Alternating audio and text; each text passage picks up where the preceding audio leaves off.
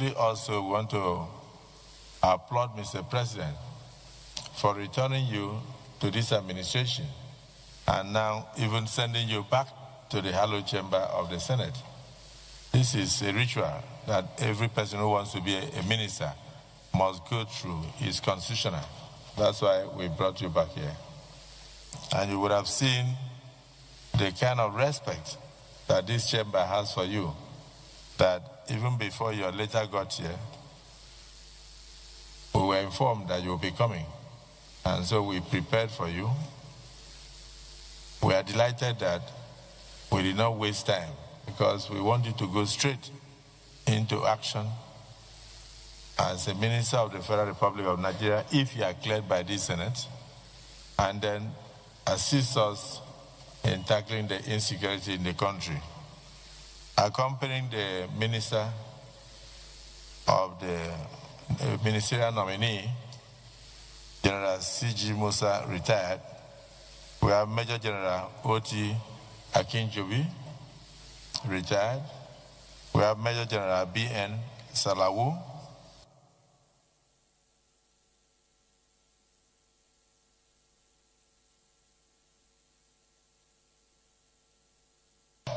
We have Major General C. Ofoche, retired.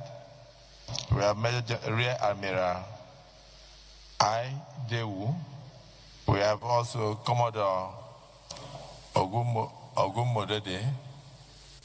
We have Rear Admiral Shetima, retired. We have Colonel Oyefuga, retired. We have Alhaji Farouk Dogo. We have Alhaji Yakubu Hosseini. We have Mr. Likisha Musa. We have also Alhaji Toko Umar. We have Air Vice Marshal A.G. Bello, retired. We have Brigadier General Tuko Guzao. We also have Air Vice Marshal Ajayi, retired. And also the Special Advisor to Mr. President on Senate matters, and the person of distinguished Senator Bashir Lado leading them. So you are all welcome to the hallowed chamber of the National Assembly. We now invite the nominee of Mr. President to please take the podium.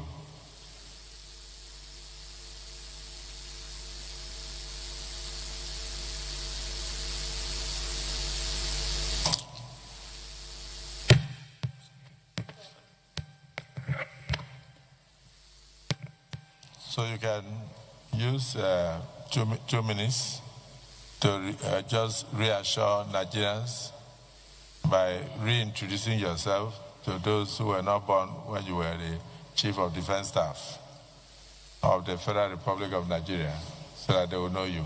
Thank you very much, Your Excellency.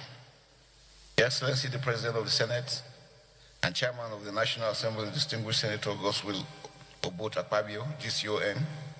Your Excellency, the Deputy President of the Senate, Senator Barrow Ibrahim Jibrin, CFR, the Principal Officers of the Senate, distinguished senators, the Special Advisor to the President on Senate matters, Senator Bashir Lado, CON. I feel highly privileged and honored to be here standing before you in this hallowed chamber. I feel blessed and privileged. The last time I was here, sir, was as a military man. Today, I'm standing here as a retired general. To God be the glory, sir.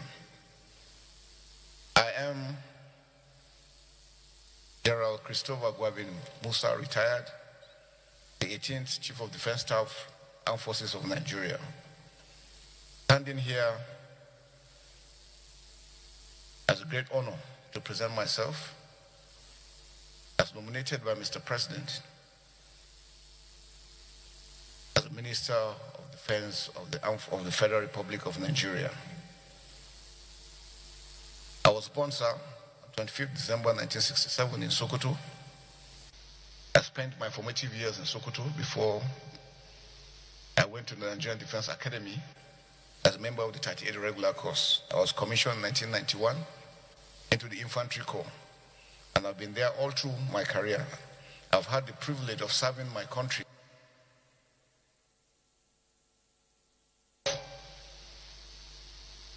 When I got to the Chief of Defense Staff of the Armed Forces of Nigeria, for me, it's a defining moment because it gave me the privilege and understanding of the dynamics of the challenges confronting our great nation, Nigeria.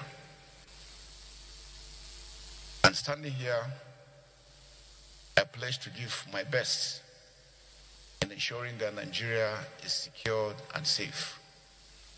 But we cannot do it alone. Nobody, no single individual can do it. No single parastatal can do it. We need the support of everyone, every Nigerian and everyone living in Nigeria, working together as a team, because it's going to be a teamwork.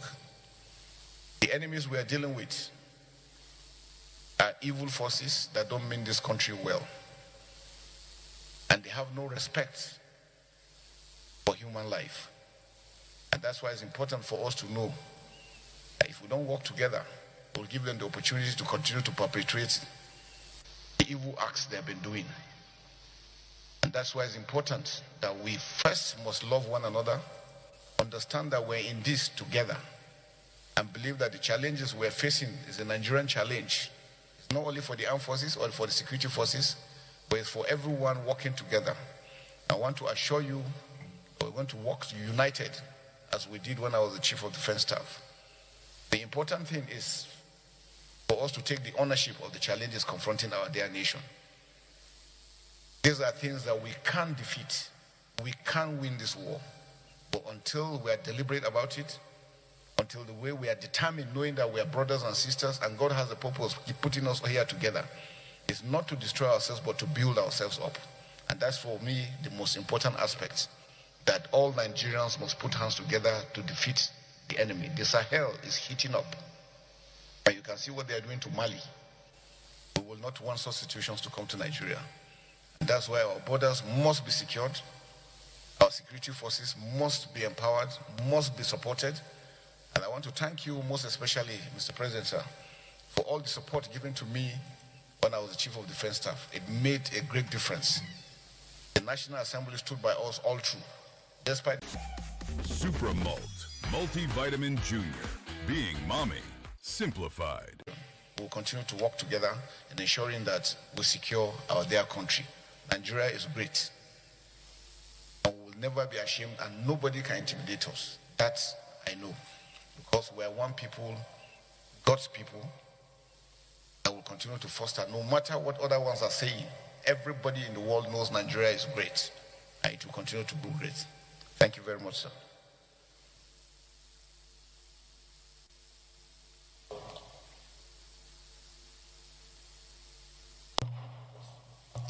Brevity is the name of the game. Let me, if you don't mind, as an elder statesman and one of the landlords of the National Assembly, let me start with your second landlord. Unless you want me to start with you. Okay. Deputy Senate President. Thank you, Mr. Chairman. The President of the Senate is sitting as the Chairman of the Committee of the Whole. First of all, let me commend Mr. President for nominating the former Chief of Defense Staff to serve as a new Minister for Defense. I say this because he did very well when he was Chief of Defense Staff. He acted very well, worked very well to secure our country. And his relationship with all and sundry was outstanding. You call him at any time of the day about any problem anywhere in Nigeria, he will listen to you. Very, very friendly Chief of Defense Staff who was working around the clock to secure our country. I was very glad when I heard about his appointment. And to say the fact, when he was around, the tempo of attacks were going down until the infamous statement by the President of the United States which I think later propelled those who don't mean well for our country to begin to attack. I saw what happened in the southwestern part of this country when these issues of banditry and, well, not banditry, kidnappings and the rest, was trying to become the order of the day in Southwest. The leaders of Southwest, in conjunction with the military, and I think he was in charge then, were able to deal with that matter. And now the Southwest is the safest part of this country. Mr. Minister, Honorable Minister Designate, that was done under your watch. It was under your watch. And we praise you for that because of the collaboration we had with these people, with the people of the Southwest. Why can't we, use that kind of system that was used in the Southwest, in the Northwest, and indeed North Central, in order to deal with this problem? Some are even saying that these people are ragtag that could be dealt with if you continue the tempo that you started. Can you please assure us, because we have very much confidence in you, you've acted that we've seen, we know the resilience in you, we know how tough you are, you know how professional you are. Can you please assure us, because this is what we want as a country, that this matter will be dealt with once and for all? Thank you very much.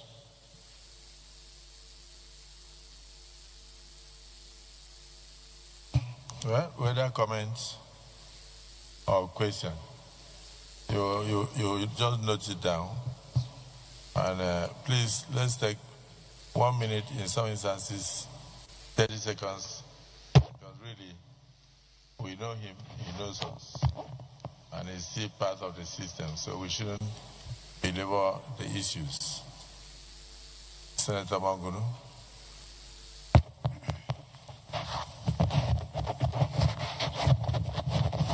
Thank you, Mr. President.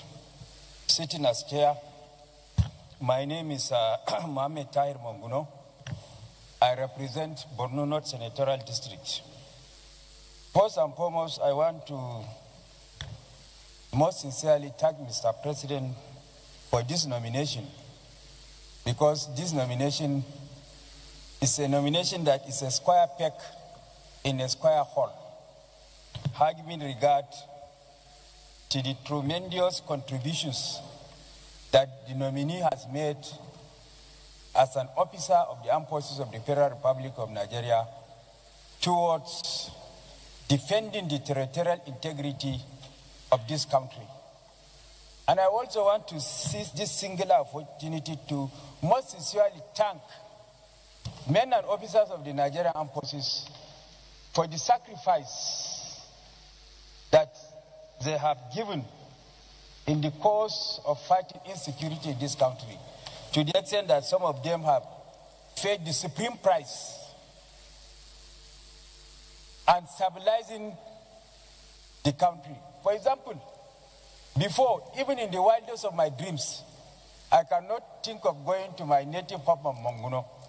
But because of the determination, zeal, and enthusiasm displayed by the Nigerian military in the fight against insecurity, today I can go to Manguno and sleep with my 2 eyes closed. I sincerely thank you for that.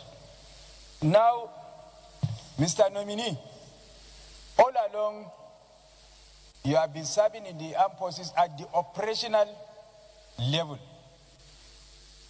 Now, by this nomination, you are going to metamorphose into the policy level. Now, what are you going to bring to bear based on your experience at the operational level to the policy level, escalated to the policy level with a view to bringing this fight against insecurity, the avalanche of insecurity across the nooks and crannies of the country, so that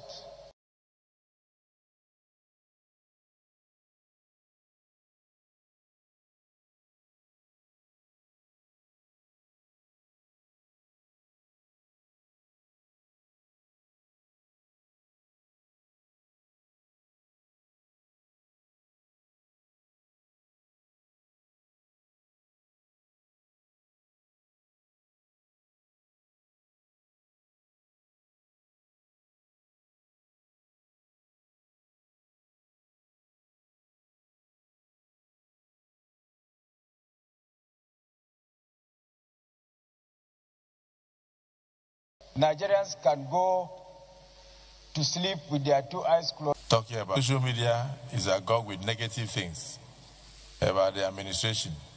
But when you experience the administration yourself, like you have just testified, you know that it is not what they reflect in the social media.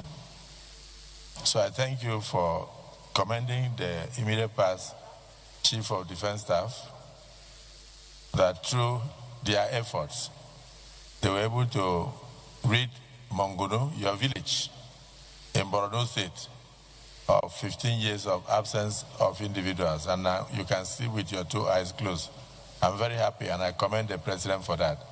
I'm sure he has noted it, and together with the people now under his command, as a Minister of Defense, they will do more so that many other villages in Borno State can, like your village, sleep with their two eyes closed. I think that's the commitment of the President, and that is the commitment of governance in the Nigerian Constitution. Thank you for bringing this to the fore. I didn't know that you had started sleeping in your village. That's why. No, I did not know. Yeah, I didn't know, because in the 8th Senate, many people from there did not go home. So, your own is recent. Is it not Kwara? Is it not Kwara? Come, Ashiru, is it not Kwara said? Is it not just 2 weeks ago? Election is coming, so you people can do insecurity. Distinguished Senator, please, we'll just take it in a way. Distinguished Senator Ahmed Lawan is the chairman of the Senate Committee on Defense. We can't finish this without hearing from him. Sorry, point of order. What is it? Order what? Order. Yes. What is it about? Order 42. Order 42. Personal explanation. Personal explanation. Yes. Go on. By the indulgence of the Senate and the leave of the President of the Senate, a senator may make a personal explanation, though there may be no question before the Senate, but no controversial matter may be brought forward. Okay, so if Order 42 says, yes, by the indulgence of the Senate. Yes. Distinguished colleagues, is it the view of the Senate that he introduces a point of personal explanation at a time like this? Those in support say aye. Those against say nay. The nay says it. Your point of order is hereby overruled. Yes. Even if it is one sentence. Thank you very much. Mr. President, sitting as chair, very distinguished colleagues.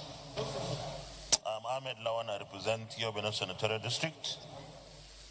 And by the grace of the leadership of this Senate and the Selection Committee, the Chairman Committee on Defense. Mr. Chairman, I have a very first-hand experience of working with the former Chief of Defense Staff, the Ministerial Presidential Nominee, General C.G. Musa. Like you all did, those who spoke before me, let me commend Mr. President, Commander-in-Chief, Senator Bola Ahmed Tinubu, GCFR, for this nomination. And it is a very significant nomination at this time.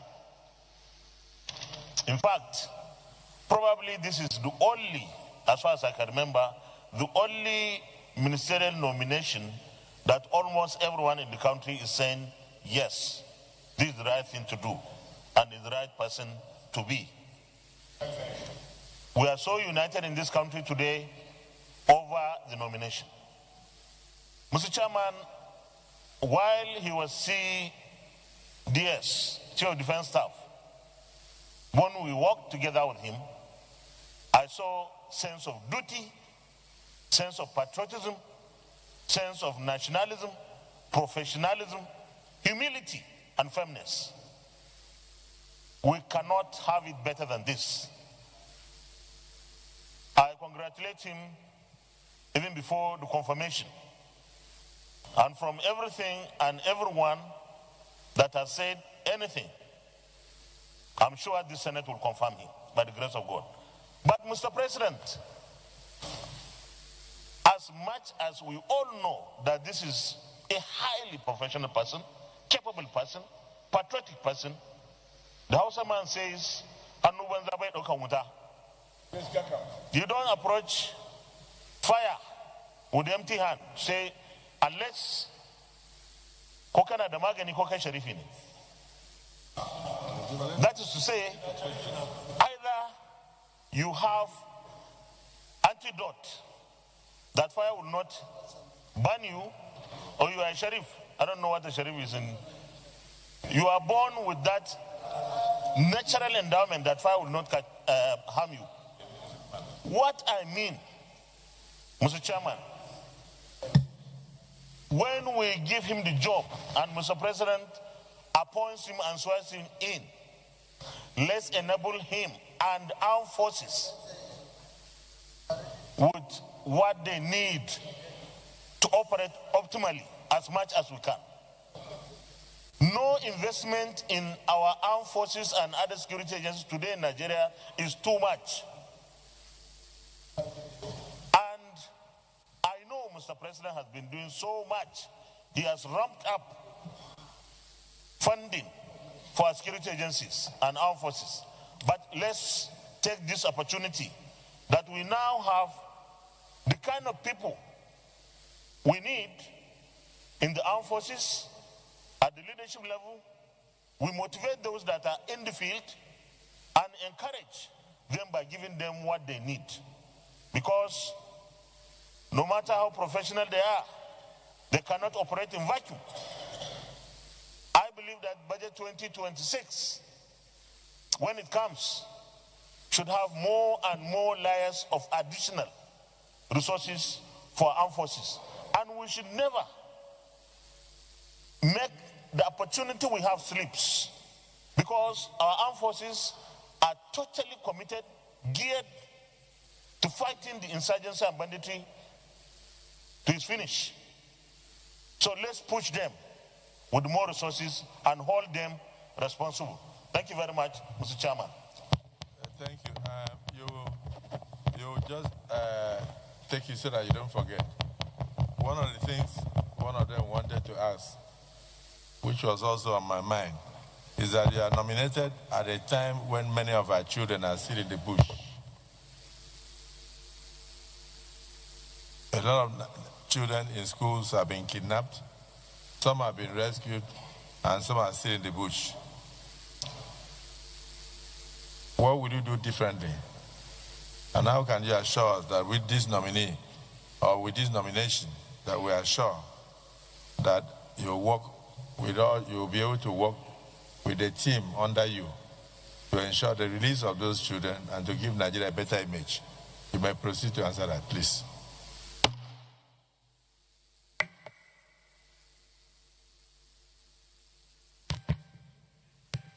Thank you, Mr. President, sir. Distinguished senators. Let me start from the last one, sir. The issue of kidnapping of students, very unfortunate. But I think since last year, the Safe School Initiative was carried out. I think we need to look at it critically and make sure that it is holistic in its approach. Now, we must build the resilience of our communities because crime is localized. We're able to build the capacity of the locals themselves to be the first responder, because when they come, since security agencies cannot be everywhere, it's good we build them. Our schools must be secured. You see, most of the schools that have been built, you go and visit them, no perimeter fence, they are left exposed. Information conveyance, again, has been an issue. Before these informations are relayed, the use of technology. So, sir, we're going to make sure that we do a whole of society approach into addressing this issue of kidnapping of school. With technology, working together with the armed forces, the police and other security agencies and the communities. I think that's where the gap has been. We will be able to address that properly. I'll be able to also secure these children and to stop issues of kidnapping all over the country. Distinguished Senator Ahmed Lawan, sir, thank you very much, sir. I think one basic area we're also going to look at is accountability of the armed forces. Whatever funds is being made, we want to make sure that the funds are properly utilized. And I think that is very critical so that we can make sure that whatever it is we're getting are things that will help us and assist us in the members of the armed forces in carrying out their action. Senator Mongonusa, on the issue of policy. Yes, sir, I've been operational all through my life. Now the issue of policy, and I think that's very important, sir. What we have observed over time is that with the MDAs, we have not really been able to get the full support of the MDAs. I think one mistake we make is we think the armed forces can solve all the problems. The armed forces solution is just 20-25%. Majority has to do with good governance, building capacity, working together with all the other MDAs. The police has a lot to contribute. Civil defense, all other agencies, including Foreign Service, Ministry of Foreign Affairs, Interior. So we need to harmonize all this diplomatically again, our neighboring countries, Cameroon, Chad, Niger, Benin Republic. We need to also reach out to them because if they're able to secure their own borders, it means our own borders will be secured. If theirs is porous, ours is going to be porous. And because we have more to lose, the terrorists that we're dealing with think Nigeria is so rich that when they come to Nigeria, they can make it. So anything they are doing anywhere, their target, end state, is to come into Nigeria. And that's why it's important that we must make sure that we secure our borders and deny them the entry. And then those ones that are within, we're able to take them out. There will be zero policy on anything banditry, terrorism. We're going to go out. I'll make sure that the armed forces will go fully all out, working together with the locals. Because like I said, sir, security is localized. We don't carry the communities along. We're going to continue to run in issues. So that's why it's important that we must bring them together, working with the state governments particularly. Why the Southwest seem to be doing very well, sir, is because all the governors agreed together. And that's why regionally, governors must come together because 2, 3 are better than 1. And that's why for us to them to understand that the bandits do not respect border. They do not at all. They are, in fact, where they get their strength is the ability to run when you attack them, especially around Sokoto area, they enter Niger. And once they get to Niger, you can't touch them until they come back in. And that's why I said it's important that for the multinational joint task force in Gemena, we need to also build up their capacity to hold up down towards the border with Mali and Burkina Faso, because we're beginning to have those, and that's why we're having those incursions into Kwara, coming down southwest. And we must stop them not to get further than that. I think action has already been done and put in place. It is for us to harmonize all this, firstly to ensure that all the MDS know they have a role to play. And so one important aspect is our legal system that we need to look at. Most of our laws look obsolete, and because sometimes justice is delayed, then it becomes a problem. Because once punishment is meted immediately and action is done, it serves as deterrence to others. And that's why I think critical that we must be. And so I mentioned that all the MDS need to do the legal service, the correctional service, the civil defense, all mining activities have to be monitored properly because that's another source of funding. All areas that they are getting their funds for, we must look at those aspects and stop and prevent them. And like we said, sir, the ability to also monitor where the funds are going to. If we're able to do that holistically using technology, sir, we'll achieve so much. Thank you very much, sir. Just a minute.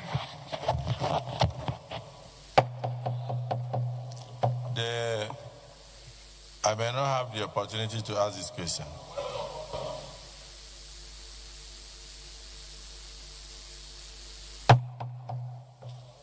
Since I'm the one in charge.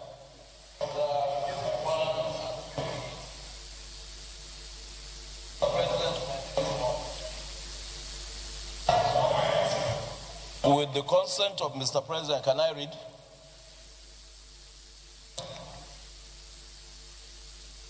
Notice shall not be dispensed with in this case of a motion or in respect of any other proceeding for which notice is required except with the consent of the President of the Senate and the general assent of the senators present.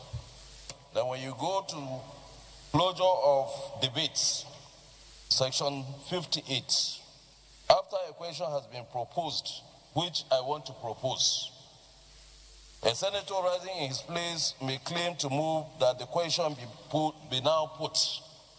Sir, can I stop here just to expatiate? This is a chief of defense staff that had been in the system. He knew everything, and we are talking about security, and he's going to man a ministry that will be handling security matters for this country.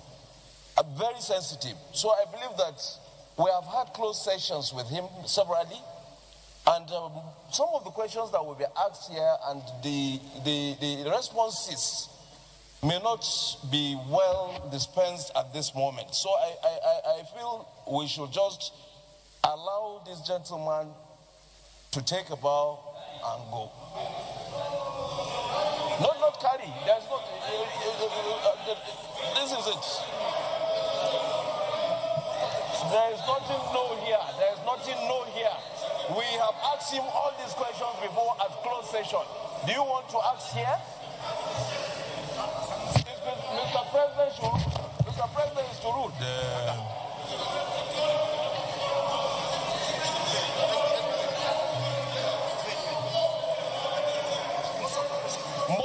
Most of the questions are security questions. Most of the questions are security.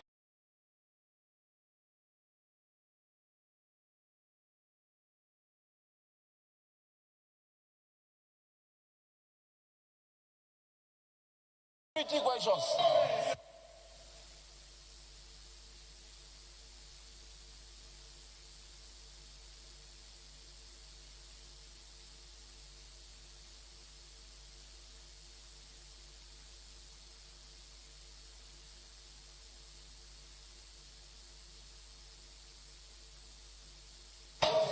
People want to appear on TV. Order, please.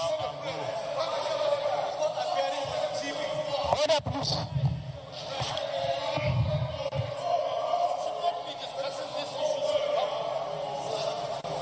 Order, please. Order, please.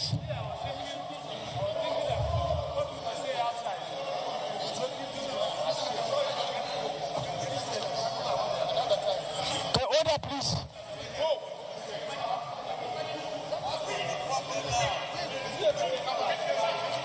Order, please.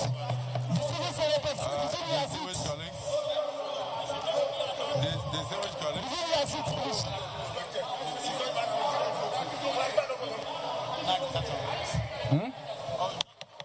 Distinguished senators, resume your seats, please. Resume your seats, please. Distinguished senators, resume your seat. Go back to your seat.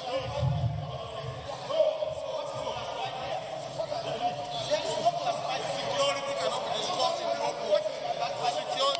Senator, may I get you to resume your seat? Allow him to go. Please go back to your seat. Senator, may I get you to resume your seat? Please go back off the camera. This security matter can be discussed in the open. Let him go. It's not today.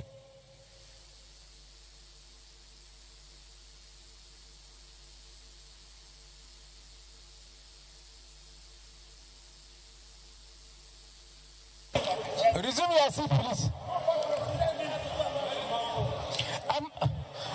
Ambassador President Senator Dino O'Brien. Section 62.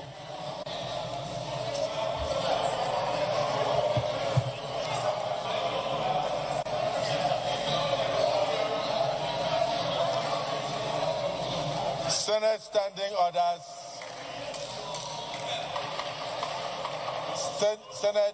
Senate standing orders 2000 and some losses from the previous session. I would see the Dow Jones Industrial Average Futures up 0.39%.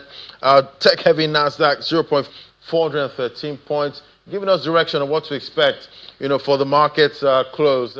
Unless you don't want to be a senator. Whenever the president of the Senate or the chairman rises during a debate, any senator then speaking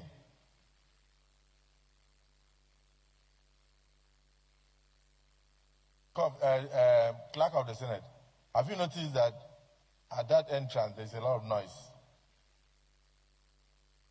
No, but there are people there. Sergeant at Arms, look at the people there now. Get their names down and we make sure that they are changed.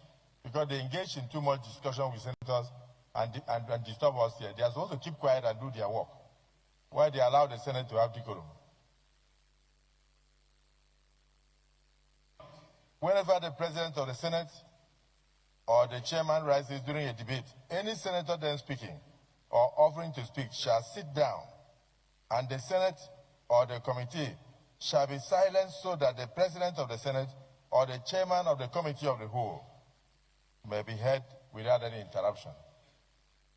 I tactically stood up so that those who are old senators will understand why I'm on my feet.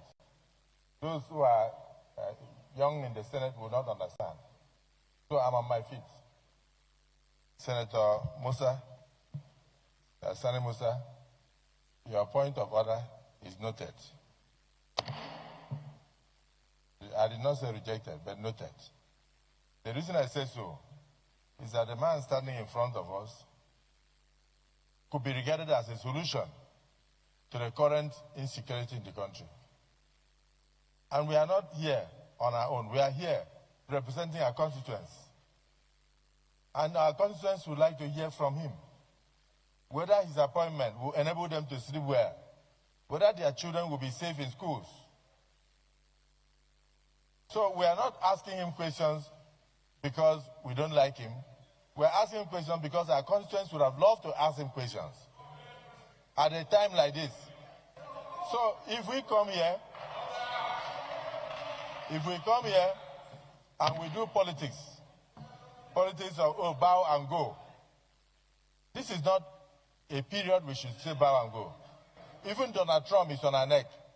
We have not yet asked him what his response will be to Donald Trump, the President of America. He is not just anybody. Chief of Defense Staff, a nominee for a Minister of Defense of a country, and you stand up and say you should take a bow and go, with so many questions on the mouth of Nigerians, with over 200 Nigerian children in the bush, kidnapped and being tortured. His appointment is heralded all over Nigeria with happiness because Nigerians believe he has something to offer. Give the man an opportunity to give Nigerians hope.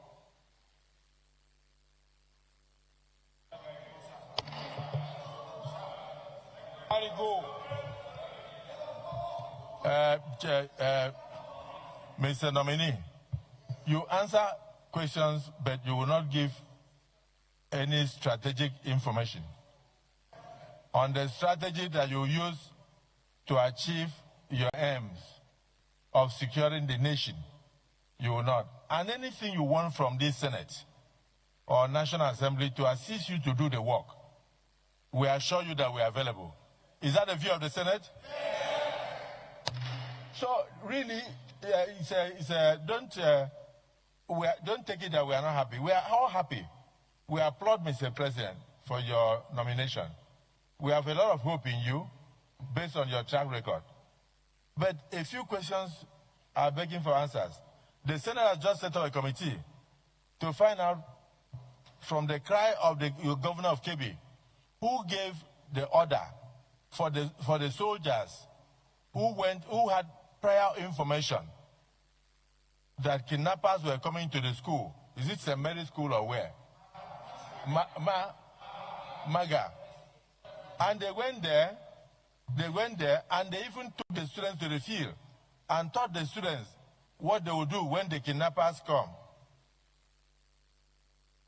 But 30 minutes before the kidnappers arrived, somebody gave order for the soldiers to withdraw from the school.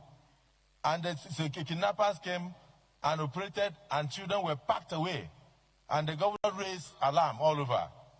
As the Chief of Defense Staff, former, now a nominee for the office of Minister of Defense, I want you to know that this Senate has set up a committee to investigate who gave that order and why they withdrew to give access to kidnappers to take those children unhindered. It's something that people would like to hear from you. And as we speak now, Brigadier General Oba has not been found, whether he's killed or not killed. He made a phone call to disclose his location. Who gave those coordinates for the kidnappers or the terrorists to go and pick him? Those are questions begging for answers. And then somebody like you, as highly placed in security service, you have been everywhere. You have attained all the ranks. You come before the Senate and somebody is saying, take a bow and go. When you take a bow and go, where is Brigadier General Ba? When you take a bow and go, where are the children? How are we going to get the children back? You should make a statement on that.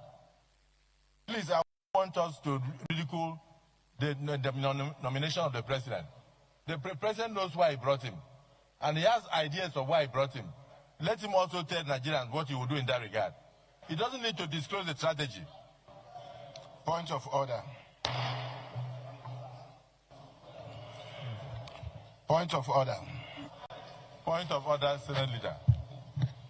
Mr. President, very distinguished colleagues, I rise pursuant to Order 8/3 of our rules to move for extension of time to enable this Senate seat beyond 3 p.m. So that we'll have enough time to conclude on this confirmation hearing. I so move. Minority Leader. Mr. President, sitting as chair, distinguished colleagues, I rise to second the motion that the Senate extends its time and sitting on 3 o'clock to enable the Senate to conclude its activities of the day. I so second. Motion moved and seconded. Those in support say aye. Those against say nay. The ayes have it. General Christopher Musa, you have the floor. Thank you very much, sir. Distinguished Senator, sir, thank you very much. And it shows the concern that we all have for the security situation in the country and the need for us to be very proactive in ensuring that we address them.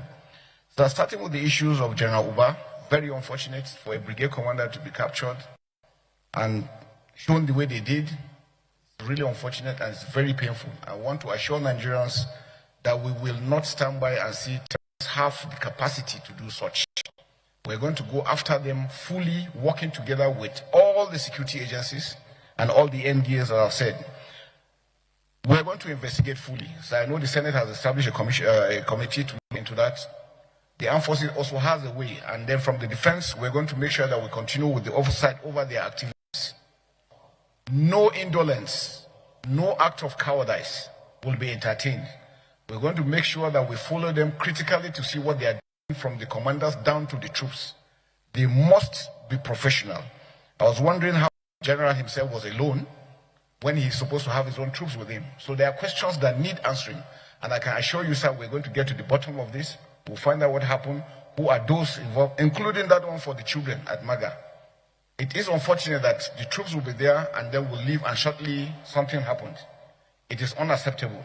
And I can assure you we're going to investigate and all those found culpable will face the law accordingly.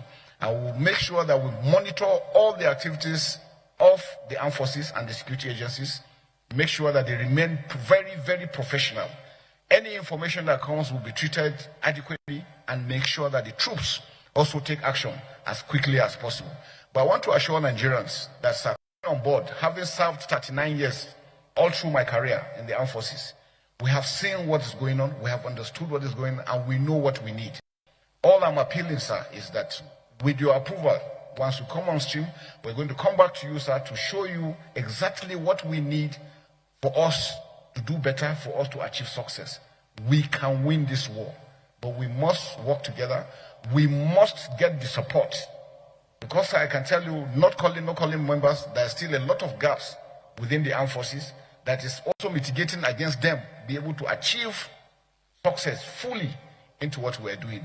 And like I said, we need the state governors, we need everyone to be on board for us to be able to achieve that. So my assurance is, from day one, we're going to monitor and review all our activities, all the operations that we're doing. Where we have done wrong, we're going to take measures to address them. Where things need to be done, we're going to, and then we're going to come back again, sir, because there are areas that we need your support. And like Senator Lawan mentioned, the issue of funding. Without proper funding, it's going to be extremely, extremely difficult. But I want to thank the Senate again, sir, for all the support, but to assure Nigerians and the Senate that we are going to spend everything that is required to ensure that there is peace in Nigeria. Our children are going to be secured and safe. But it's going to be that all of us are working together in ensuring that is achieved. Thank you very much, sir. Now we are happy with your answer. And just for your information, the Senate has already commenced a process. Just even this morning, we are designating kidnapping as a terrorist action. And and then we have also prescribed death sentence without any option of fine. We are going this route because we want to give you the enabling legal framework for people to know that either there's deterrence. If they are not deterred, then let them go ahead and they will face death sentence. So we are prepared to give you all the support. Distinguished Senator Nengi. Thank you, Mr. President, for this opportunity. Dear Musa, I am extremely delighted, excited, like all Nigerians, about this appointment. Mr. President, this appointment looks like it. It looks tactical. It looks logical. And it is timely. The question I want to ask the General is, General, what is the problem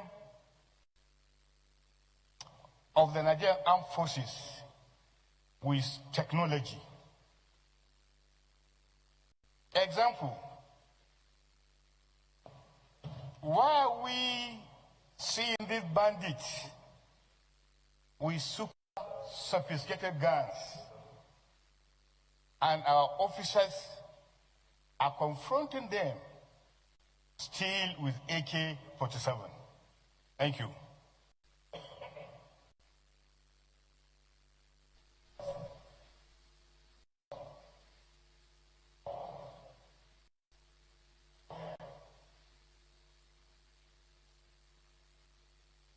Thank you very much, Mr. President. Sitting as chair, present Nasarawa South. Mr. Nominee, sir, I want to commend the Commander-in-Chief and the President of Nigeria, Senator Ahmed Bola Tinubu, for nominating you. Senator Ali Ndume, after Senator Nawo, you are speaking, so just give 2 minutes before you go. I know you want to use yourself, but just 2 minutes.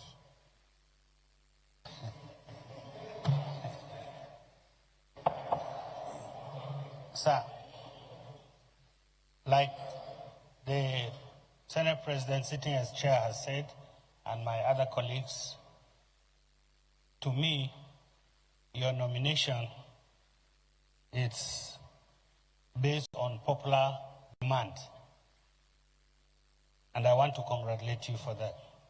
You have achieved a lot in your military career, and this is another chance for you to prove yourself. As such, you cannot afford to fail. To ask you what you are going to do to achieve this feat put before you, if confirmed, is like asking somebody eating food to drink water. As such, I know what you need to do. You know what to do. My only concern is that what the Senate President has said, there have been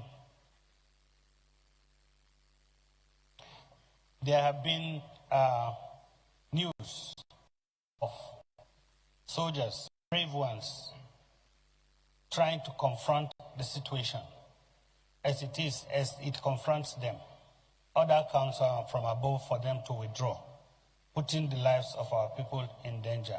Like the Senate President has said, you know what to do. We want to know a little bit of what you want to do. But my major concern is Senator Uzo Kalu mentioned on this floor one day that taxpayers' money is being wasted on training our soldiers. And because of certain appointments, young soldiers who have attained a certain level of area that their knowledge is being needed most are being retired. I didn't appreciate that then until when I saw the retired soldiers that accompanied you. When they say general this, general that, I didn't see anyone with a gray hair. And I feel sad that we are wasting such talents. If confirmed as a minister, what are you going to do to forestall such waste of talent? Thank you very much. Thank you, General. We are not doubting your fitness. Let's sit down so that you can write down all the questions that they are going to ask. Just sit down. When you come up, we are not doubting his fitness, but we are only telling you, please give him water to drink so he can clear his throat. Because unfortunately, you are alone today, so you have to answer the question of everybody. All the questions that would have been asked many people, they are going to ask you today. It's a difficult time for us in Nigeria, and that's why we are doing this. Distinguished Senator Alin Dube, former chairman of Army. Thank you, Mr. President, and distinguished colleagues. I know General Christopher for a very long time, and he is part of the generals that have been in the theater. The theater means the Northeast, where we all know is the epicenter of Boko Haram until now, that the Northwest has joined and other zones. I worked closely with the retired general, and in fact our relationship has gone beyond official to personal. I just want to add to what distinguished Senator Ahmed Lawan said, and to also urge our colleagues to give this gentleman the optimum support. And this support is in the field of appropriation. And not only that, it is also important not only to appropriate, but to make sure the funds are provided as at when needed. We have been advocating, Mr. Senate President, and this Senate should do that the budget of the armed forces and indeed other important security agencies should be on the first line charge, and it should be released to them as at when due. This is not what is happening now. And as the former Senate President said, Hanum, I will repeat it now that you all know, Hanum Banza Okauta. And it is time for me now, sir, to commend Mr. President for not only appointing General Christopher as the Minister of Defense after retirement as CDS, but also declaring this issue of insecurity as an emergency. And also just day before yesterday or so, the Senate passed a resolution advising Mr. President to rejig the security architecture. That is being done. Now what is remaining is to give the military and other security agencies what they need to walk the talk. Now back to the question. I am constrained by what you said, that some of these questions should be asked in executive session. But fortunately, what I discussed, or my question to the minister now, is something that I discussed with him. Now that you have the chance to ask, because he told me that generals don't complain.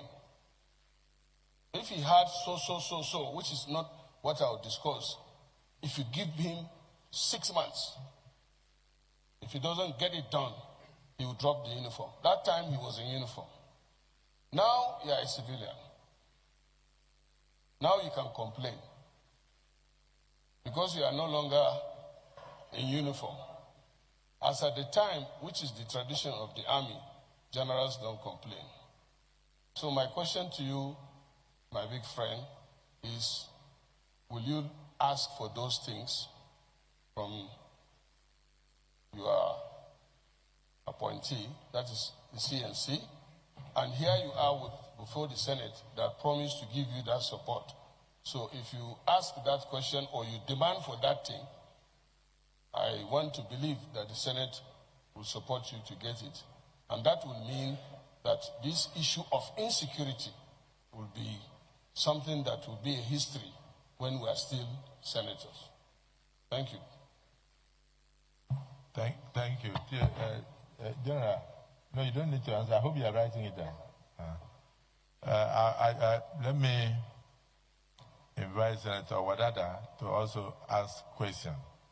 Please just restrict yourself to 1 minute. But in the meantime, Senator Wadada, accompanying the Chief of Defense Staff Emeritus and Minister of Defense nominee is Honorable Ajaraton Kulubali, Second Deputy Speaker of ECOWAS, and Honorable Bile Tunkara, the Fourth Deputy Speaker of ECOWAS. They are in the Parliament to observe the screening. And just on behalf of the Senate, I welcome you. And I thank you for coming, and I wish you journey mercies when you are departing. Merci beaucoup.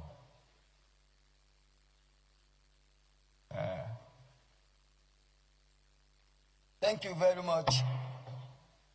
Mr. President, sitting as chair, I remain Senator Ahmed Wadada Aliyu, Sarkin Yakin Kefi, Magajin Dangin Lafia, and I represent Nasarawa West Senatorial District of Nasarawa State. I still remain horse rider, yes. Mr. President, sitting as chair, distinguished colleagues, Mr. Nominee, at this point, mine wouldn't be question. It will be commendation, congratulations, and some level of caution to the nominee. Commendation to say that truly by your nomination is a confirmation that the President of the Federal Republic of Nigeria, Senator Bola Ahmed Tinubu, truly has the eagle eye to have nominated you to be Minister of Defense. And I congratulate you.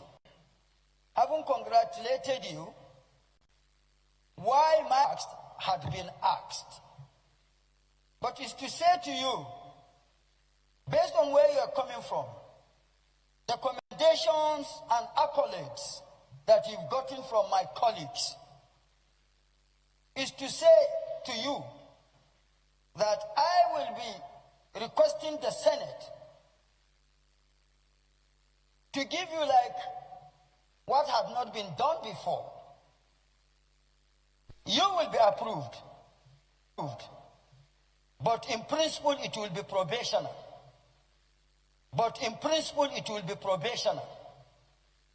If within the first 6 months, these sensitive questions are not brought to bear in the affirmative,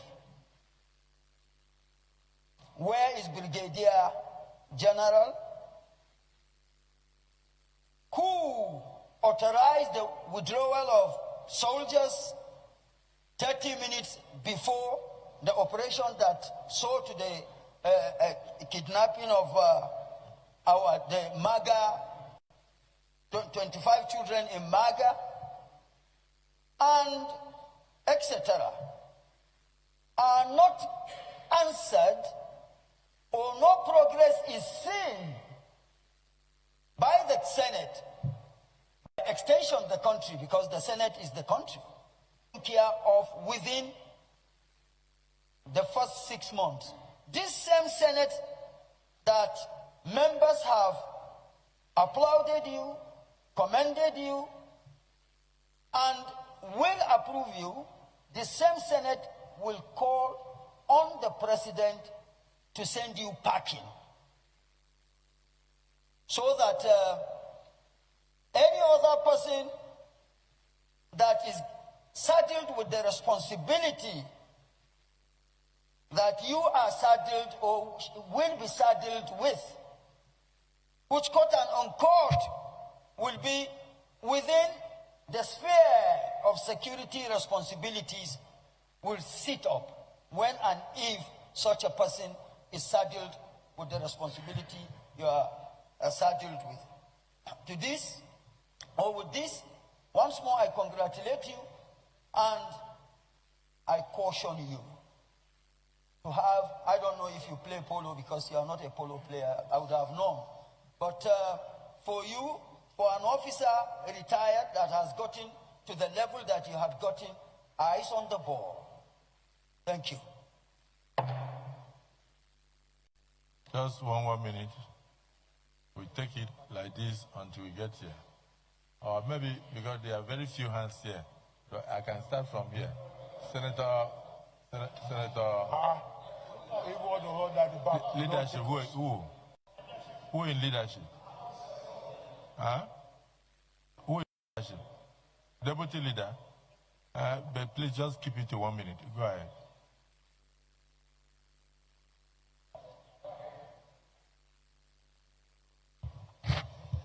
Your Excellency, the Senate President, Senator Ashiru, Deputy Leader of the Senate, and representing the good people of Kwara South, and in general, speaking for the people of North Central states. First and foremost, His Excellency, the President of Nigeria, has done perfectly well by this choice, the choice of former 18th CDS as a new Minister of Defense. Your Excellency, I'm worried. Worried for so many reasons. In my state, Kwara South, in particular, we have never had crisis of insecurity before. We don't know how it looks. But now, I'm worried because infringement on our security is an everyday affair, constantly happening. And honestly, the people are exceedingly sad and very insecure, to the extent that we have lost more than 30% of our population to other senatorial districts, and Lagos in particular. Of recent, we had a visit to Jos under the auspices of Committee on Security. And I was amazed by the feeling of the people. They are really sad. Their situation is exceedingly pathetic. And I have the feeling that the present security arrangement we have might not be able to take care of this insecurity. I want to ask the nominee, what are the new things that you think we can quickly do to be able to assure the people that the insecurity level in North Central State is solvable. Thank you. That's not your seat.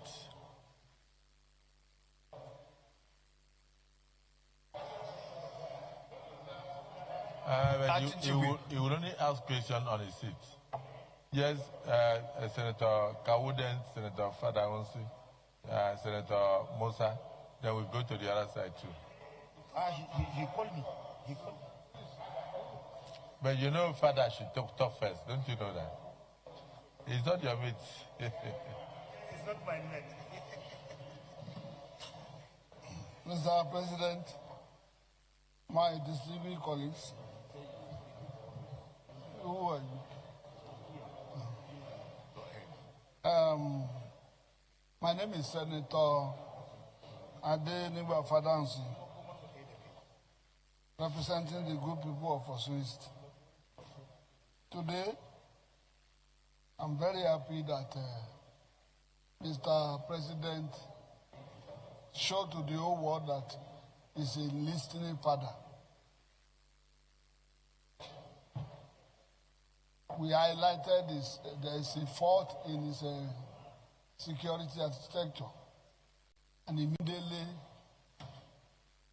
changed the narrative, which the whole country now is happy that General Musa, who has done well in his military career, has been appointed as minister, has been nominated as the Minister of Defense. And you will see that when a retired general is nominated or appointed as a defense minister, there's a language that they speak down. The whole country now has the hope that things will turn around by his involvement. He has gone around all the waters and he has done well. But my question now, which was partially answered, I've been asking them, can we really win this war? He said it's winnable. That by the grace of God, we will win. Our own is to cooperate with you, cooperate with the 001, that's our president, Senator Bola Ahmed Tinubu, GCFR, that he has been doing well for you. It is now your own place to take care of the young ones. That's the downtrodden army. That is the problem. If you encourage them and their packages are okay, they will go headlong to win the war. I'm very sure you will do that.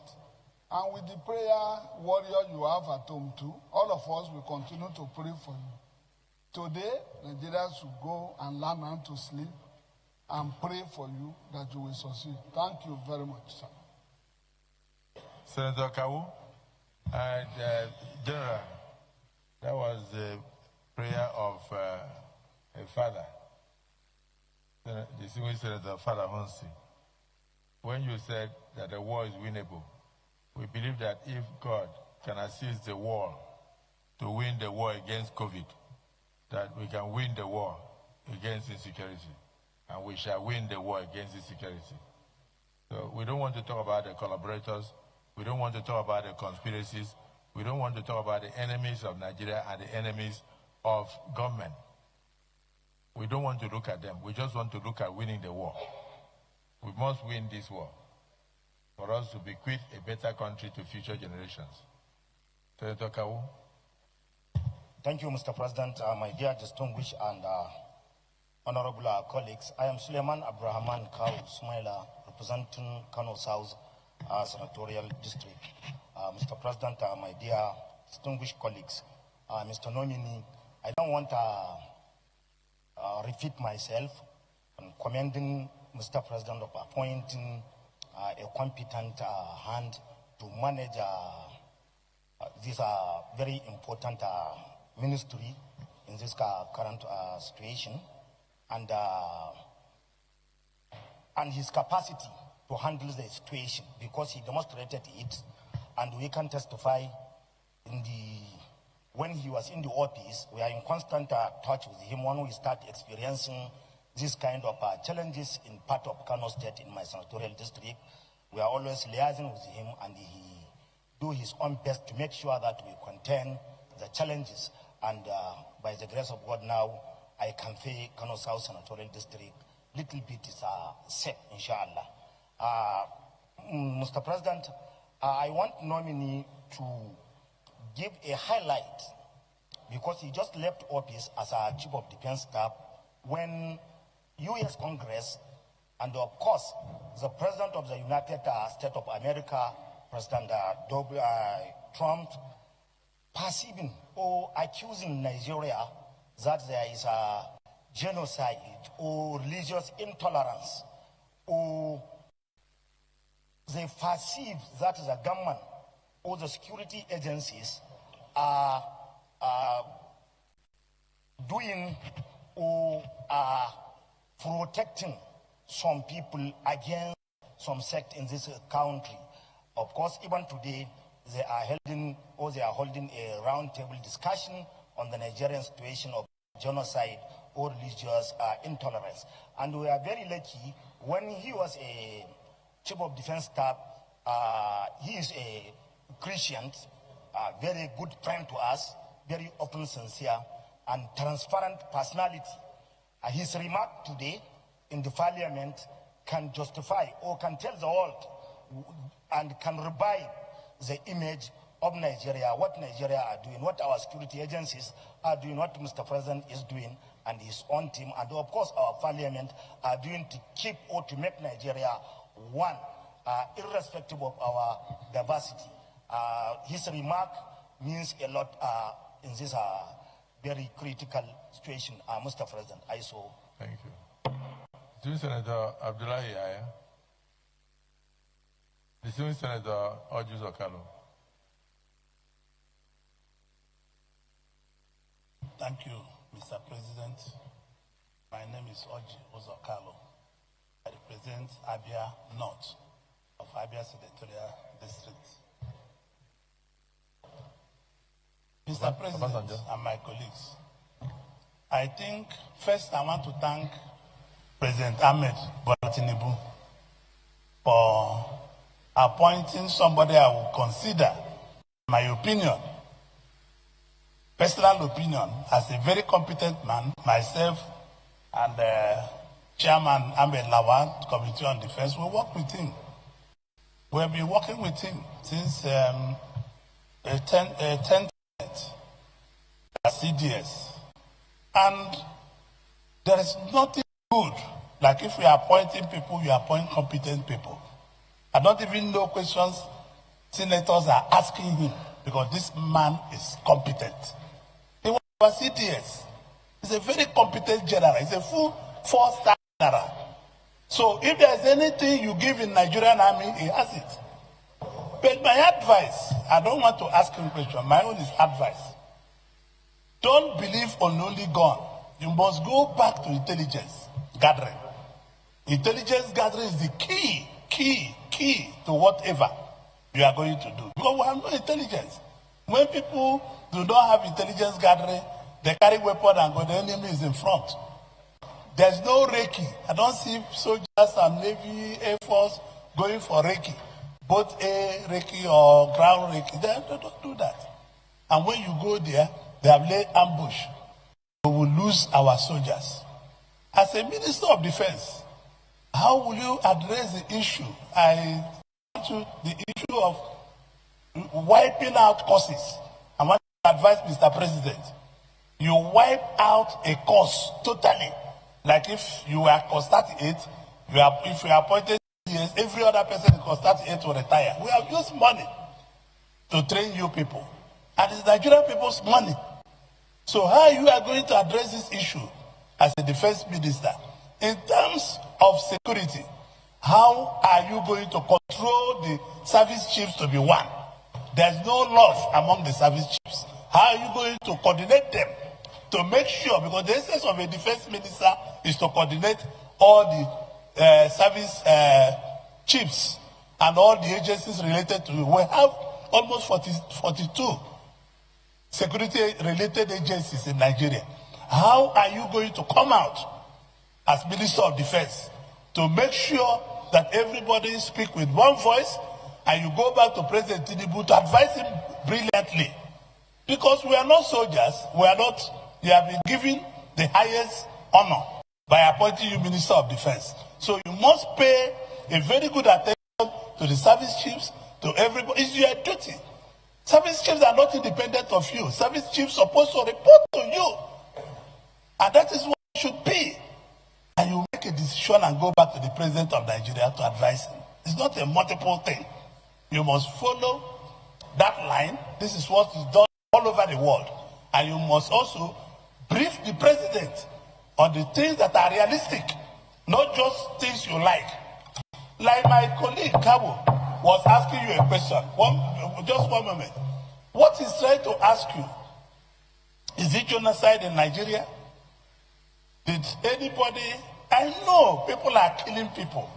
If they go to Zamfara State and kill people, the people they will kill are Muslims. If they come to Abia State and kill people, the people they will kill are Christians. They go to Plateau, Benue and kill people. They go to Meduguri and kill, they will kill Muslims. So the question is, do you subscribe that Nigeria, we must work as one? Do you believe that people are being killed, not based on their religion, but they are based on terrorists killing people? Thank you, Mr. President. Let me stop so far. Thank you very much. Even if you want to continue, you can come to your house. Senator Joe Ibrahim. Thank you very much, Mr. Senate President, and my very distinguished colleagues of the 10th Senate. My name is Jimo Folorenshaw Ibrahim, representing the good people of Ondo South from Ondo State. Let me say this one very clearly. I must sincerely join my colleagues to commend President Bola Ahmed Tinubu for nominating you as the defense minister. But let me say clearly, Mr. Senate President, all over the world, military only account for 20% of counter-terrorism. There is nothing you can do that you can score more than 20% of counter-terrorism insurgency. Therefore, yes, we need the budget, but Mr. President will not give you the entire budget.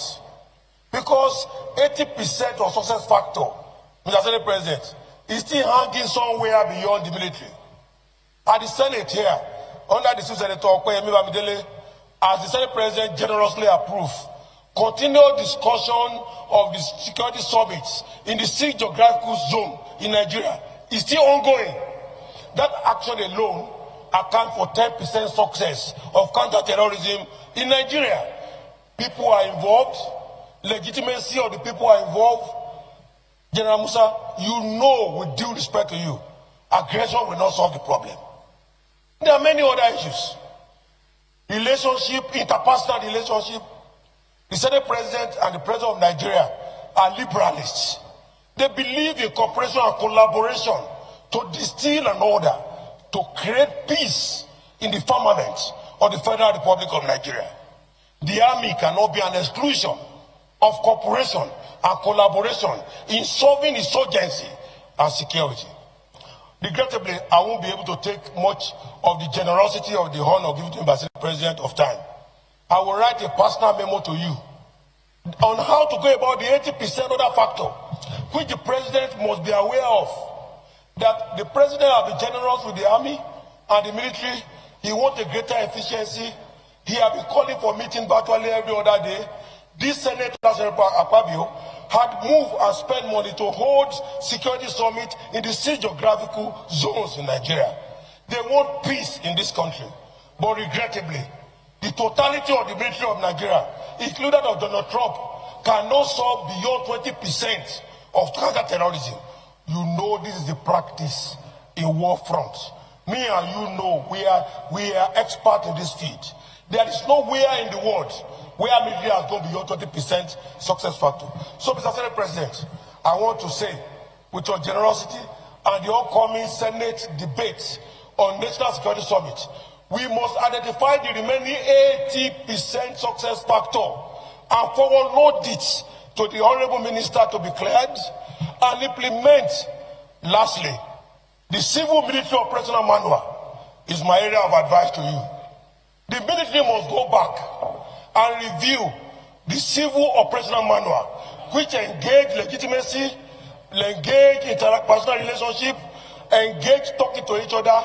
What does it take us? Even if we call the religious leader come and have a general session and dinner with us, both Muslim and Christians, the moment that we know their leaders are talking, those people will drop their arms. You cannot solve this problem with aggression, and I want to wish you the best of luck, and the Senate President move to clear you. Thank you, sir. Thank you. And the Chairman of Finance, a lot of things are said here that you can't achieve much except the appropriation does the right. So you will say something and then the appropriation chairman will say what? Chairman of Finance, distinguished Senator, ranking Senator Sani Musa. Mohammed Sani Musa, representing Niger East. Niger. I am representing a senatorial district that have been so inflicted with this issue of insecurity. But first, I will also join my colleagues in congratulating Mr. President at this most very difficult time in the history of this country to be able to make this decisive decision in appointing the immediate past Chief of Defense Staff as Minister of Defense. More has to be done in that cycle. And I believe that with the coming of Jared Christopher Musa, there will be a lot of changes. And I have been interacting, especially in the area of funding. There is no country that will run its security architecture without funding. We will not allow our Minister of Defense or Minister of Defense going hand in hand for funds. And that is the reason why, Mr. President, choose you as the competent person to be there, because you have been navigating very well with the Ministry of Finance. That being said, I want to also commend Mr. President for making this choice. We have a lot of young officers that have been retired. Most of these young officers that are retired are not even prepared for their retirement. And at a time that a country is facing so much of security challenges, most of them are not businessmen, most of them are not politicians, are gentlemen, are military officers. They have been trained. They have gone to many countries, trained in warfare and everything. There is no better time that we need them like now. As Minister of Defense, can you propose to Mr. President the need to have a reserve army? Have we reached a stage that we can now start thinking of bringing a unit like the National Guards or veterans, a corps of veterans, so that when we are faced with things like this, it's not just abruptly employing new recruits, but making use of those that have been trained already. There's also second issue of motivation. It's not only about allowances into pockets. There are so many other motivating factors that you can create to enhance the agility of the armed forces. And then Nigerian youths too. A lot of people today, seeing what is happening on the social media, especially when you see a soldier going on social media, making any sort of presentation, it discourages a lot of youths in wanting to go into the service. Mr. President was suggesting about NYSC. One of the core factors of establishing this scheme is also to be able to get agile youths to have interest in how to join armed forces to defend the territorial integrity of this country. As Minister of Defense, will you try as much as possible to see that these three issues I bring up, you come up with something that will be able to at least give the Nigerian armed forces the leverage to make use of this, the youths, the veterans, and possibly creating a kind of national guard. Thank you, Mr. President. Now, you notice your questions are very relevant to today's situation and the future. So try and smile. Distinguished Senator Olamileko. Thank you very much, Mr. President. Very distinguished colleague. Mr. President, sitting as chair, let me join my colleague and the entire Nigerians in thanking Mr. President for bringing back General Musa Christopher. Mr. President, I'm one of the very few Nigerians that was disturbed when I learned that General Musa Christopher was retired. But in a way, because of his good deed while he was in office, I know that definitely along the line, the president will give him another assignment. I never believed or thought he would be nominated as a minister. But immediately, his name was announced as the new Minister of Defense designate. It comes with a lot of applause and good commendation from Nigerians for one singular reason. Because Nigeria feels it's a round peg in a round hole. And as such, a welcome development. Sir, I want to say this. When you came on board in 2023, May 2029, when the president assumed office, and you swing into action, there is a lot of reduction in all these incidents that we have, kidnapping, banditry, and everything, that in 2024, the report is there and it's clear that we have the lowest number of kidnapping and banditry in the country. Not until recently again, when you are about exiting office, that we have this sporadic rise in banditry, kidnapping, and terrorism across board. Nigeria would like to know what brings about this sudden rise again in banditry, kidnapping, and this terrorism act across the divide. Today, you are the nominee of Mr. President as the incoming Minister of Defense. Nigeria will equally wants to know what are the strategy, even though without full disclosure, that you will put in place to bring back the good old days while serving as the Chief of Defense Staff of this country. I so submit, Mr. President.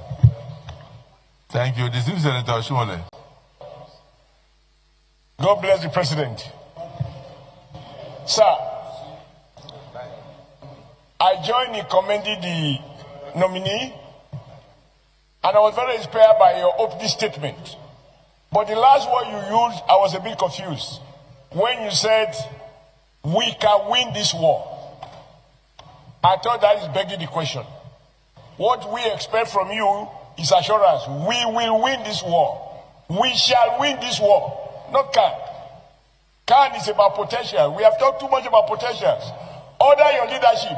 Nigeria will win this war. Order President Bola Ahmed Tinubu, we shall win this war. That's the kind of assurance we want. That's it. There have been a couple of observations that people have raised. When young men and women are kidnapped, state governors and other stakeholders are panicking, people are responding differently. For example, we have seen reports of armed terrorists coming out of the bush and negotiating with a subnational government. And people are like, how can we negotiate?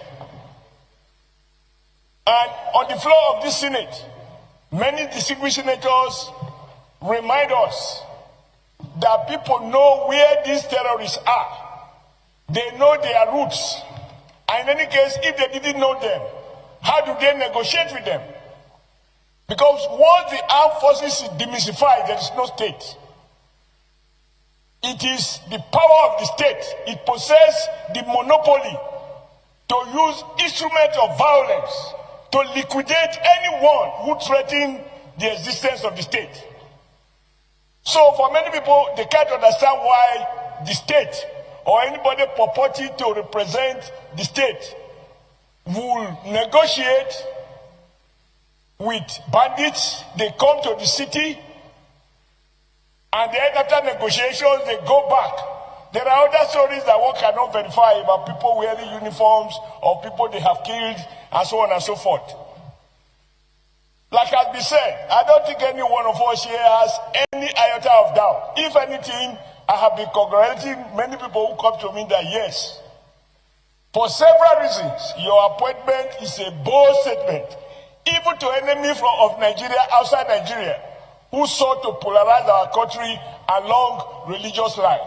Your appointment has shut their mouth down. So, in all respect, I'm pleased, I'm happy, my confidence is reinforced. But sir, I need you to change your statement that we shall win. Number two, whether or not it makes sense for the state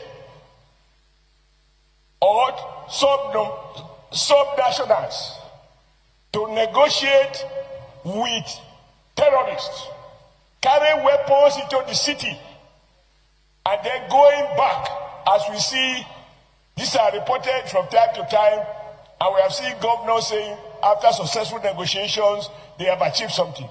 We just need some assurance from you. I think that is all. Your competence is not in doubt. The president's capacity to identify competent hands has never been in doubt. I ask somebody here, have we ever condemned any? I think you are yet another addition to President Bola Ahmed Tinubu's determination to put not round peg, square peg in a square hole. That is what you represent. But I don't need some assurance to tell my children they don't have to worry. We have a new sheriff in town. Thank you very much, sir. I think you spoke the minds of all those whose hands are up. Because, which side? Okay, say something. No. Thank you, Mr. President. There is another screening of some ambassadors going on. That's why a lot of senators are moving there to go and contribute. So, thank you. If everybody here is just to ask questions, little time. Can you write down the questions you cannot ask? Can you write? No, you have asked me to speak. Thank you, Mr. President. My name is Senator Victor Ume, OFR. I represent if you cannot Anambra ask Central questions, can you write it down? I represent Anambra Central Senatorial District. Mr. President, because a lot of time has been taken in putting questions, I just want to, not to be repetitive with what others have said. When General Musa was withdrawn as Chief of Defense Staff, I was very apprehensive. I was very sad. But I didn't know that the Mr. President was reserving you for this great role, to be Minister for Defense. So now that you have come back, my hope is renewed that somebody who will do the work with experience has come back. You were general in the army. You are still a general. A general doesn't retire. Once you come out, you are still a general. With this litany of generals you have come here with, all of them have rich experiences. I just want to tell you that we expect so much from you. This country is passing through a grave situation. You will notice that my brother, Senator Musa, touched on the declining enrollment in the armed forces. Before, our youths were struggling to join the armed forces. No, but today it's no longer like that. I want to ask. No. Yeah, up till now, sometimes over 10,000 will apply, and they only have 300 chances. Yes. So what I'm saying is that the number is still up. The quotas are not taken across the country as allocated. I'm telling you. I'm just telling you that we still have. Let's ask Mr. President, Mr. President. If this is, that means we have exhausted ourselves. No, I'm coming. I flew to Enugu with an officer who went to work on recruitment. And I was told that people from that region are not, I'm sure it's the fact that you know, they are not joining. Because they say that when they join, they are sent to the northeast, where they die. Senator, raise the issues to the subject matter. Screening of the nominee, not your discussion with another. So I'm telling you right now that even today, even if it's immigration, they oversubscribe. If the army oversubscribe, how can we be talking like this?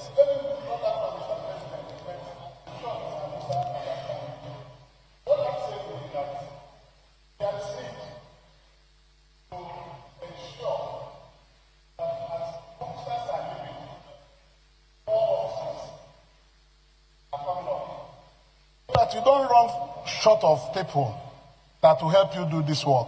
I know you are going to be Minister for Defense, no longer Chief of Defense Staff. But all of us here, whenever we see an officer killed in the field, it pains us as much as it pains you. The problem is that there is need to protect our officers. What happens when we see people killed in the battlefield are just like the match, football match. Whenever Nigeria loses an international match, everybody is low. So I want to say that I'm happy that you are back, and I pray that God will help you. And without saboteurs in the armed forces, there are saboteurs in the armed forces that have been responsible for the things we are seeing that are very unsavory. Look deep and see how not everybody carrying arm is a patriotic military officer.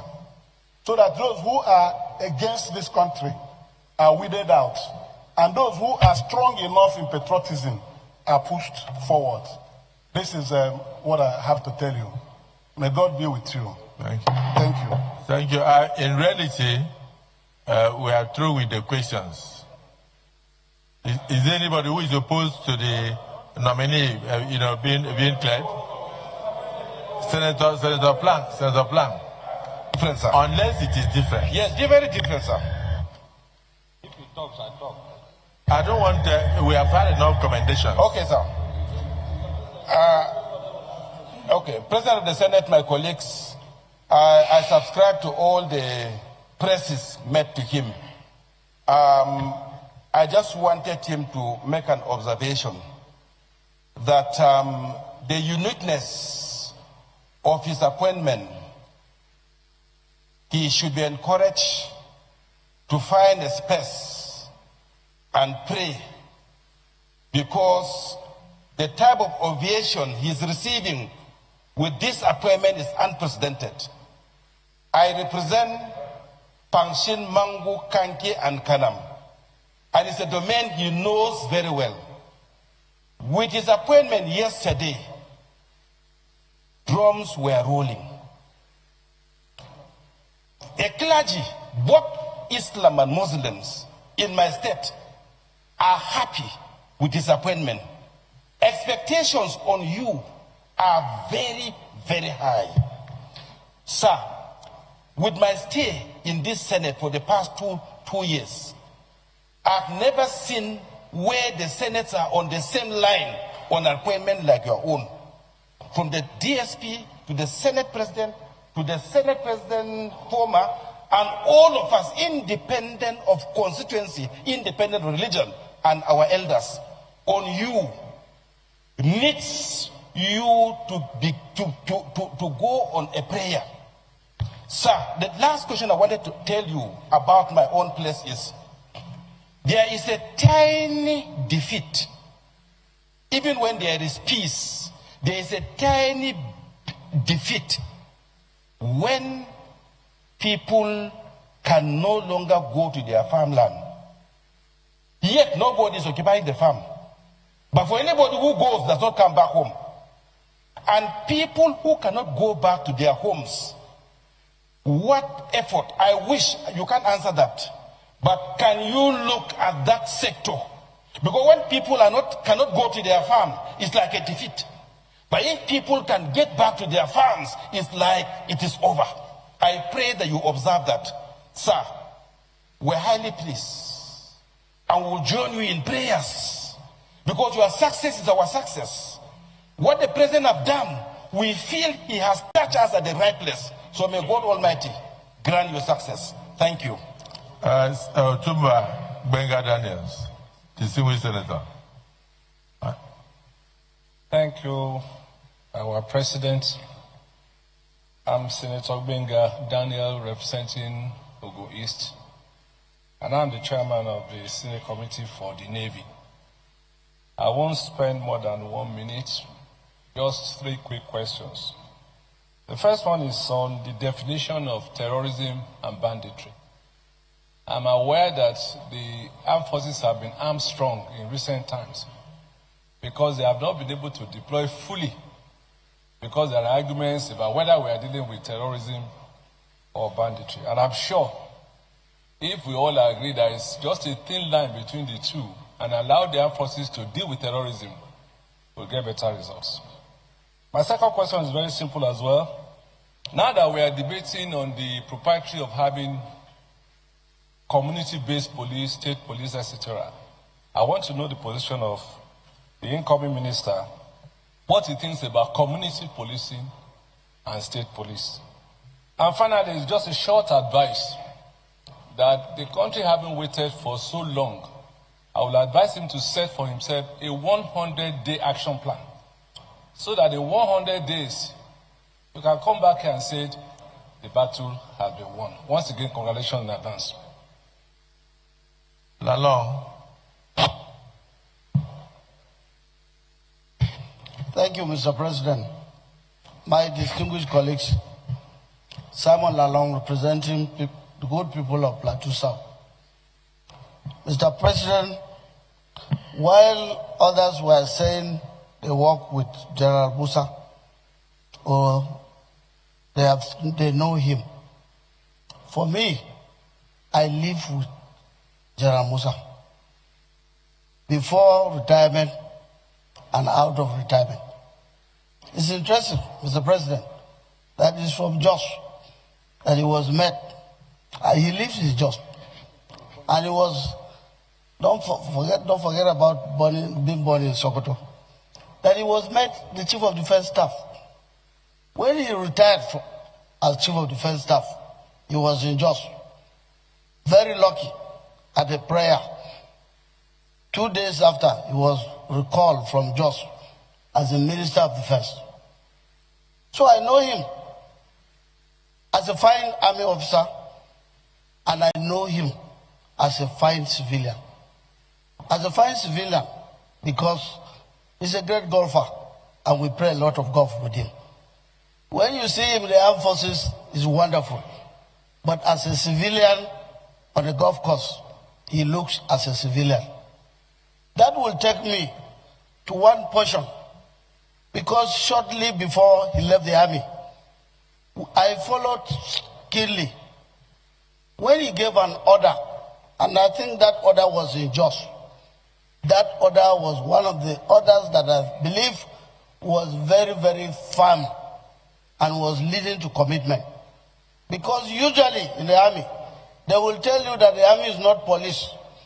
If they are carrying operation, they are restricted. But for the first time in my life, I will say, he said, look, engage them. When you engage them, they engage you, fire back. He said, where you see this, go back, go on them. That was the only thing that we wanted to hear in Nigeria. Unfortunately, after that, he was retired. And shortly after the retirement, by the glory of God, today he's back again as Chief of Defense Staff. So only two questions. My general, are you really going to keep to that? Those words you made were very, very paramount and important. Everybody was expecting now. Not a soldier engaging a criminal and saying, no, you are restricted. Fire as they fire. Number two is this issue of recruitment. We've spoken about engaging people. For me, when you engage, you will have to train. When you train, it will take a long time. So this issue of reserve is very, very important. I have mingled with a lot of retired army officers. I have seen a lot of training and retraining. I am sure if a deliberate policy is introduced immediately, it will also bring them back, even if it's not from the army. We are already talking about overhauling the Army Act, which is here, the armed forces. Let it be part of it, so that what was not before, we can still do it. We witness it. Today we are talking of the special seats for women. What about the special seats for the reserves? It can be incorporated into this, and that will be under your ministry. So for me, like I said, nobody knows him like me. And wonderful officer, Nigeria will never regret that. And I thank Mr. President for this nomination. Thank you for the privilege, Mr. President. Senator Lalong. Yes, sir. This was really a privilege, considering the mood of the Senate. Senator Ikpea.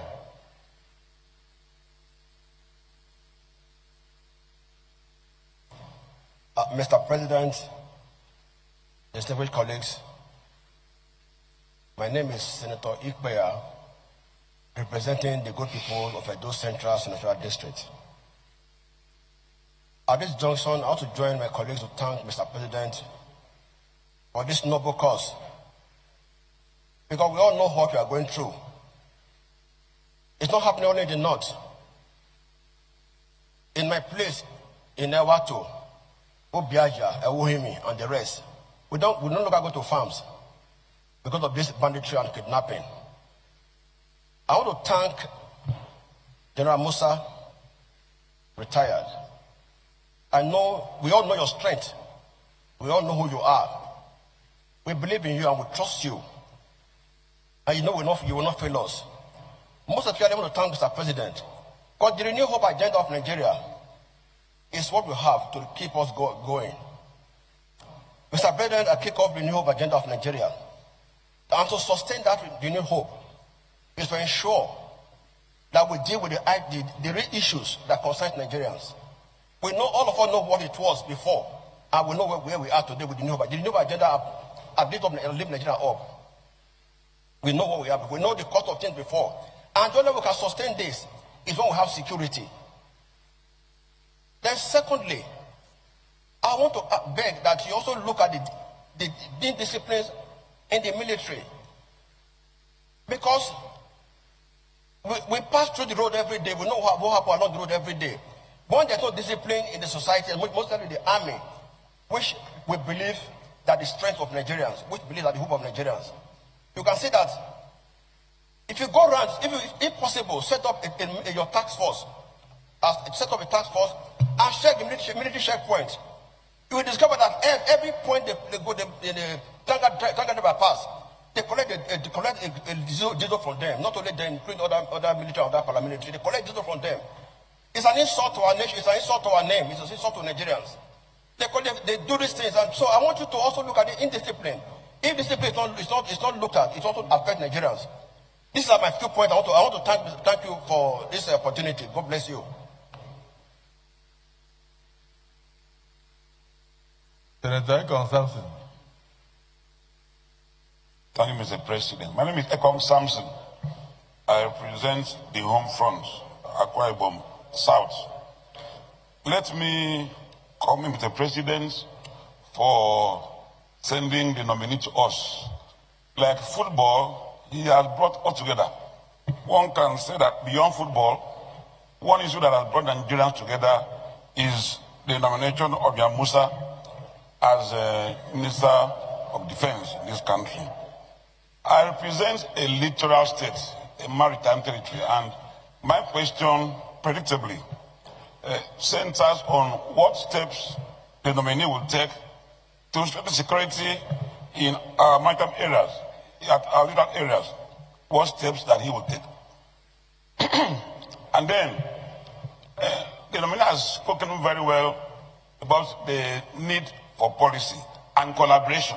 That is what I wanted to hear. Because without our addressing the issue of collaboration, then we will remain in the woods. So I thank him for touching the very key nerve of his appointment, which is the need for collaboration. I would only ask from the sidelines, what will be your attitude to negotiation with those criminals? Your attitude to payments of ransom? And principally, what steps can we take to make the armed forces more attractive? Thank you.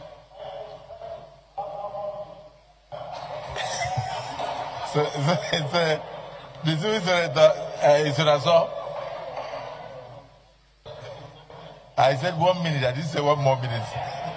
Well, thank you, Mr. President. My distinguished colleagues, my name is Osita Izunaso. I represent Imo West. Mr. Nominee, I'm going to be very brief. When you came here 2 years ago, you gave us proper lecture, if I may say, on kinetic and non-kinetic approach of solving this problem. Now that you have been, if confirmed, you'll be saddled with the responsibility of manning the defense ministry as a minister. Do you think that the non-kinetic approach of granting amnesty to repentant dissidents is a way forward if made a minister, if you are confirmed as a minister? Secondly, we were told, we don't know whether it is true, that some people who have voluntarily surrendered to work for the federal forces are being reabsorbed into the intelligence gathering of our system. Is it correct or not? Thank you, Mr. Nominee.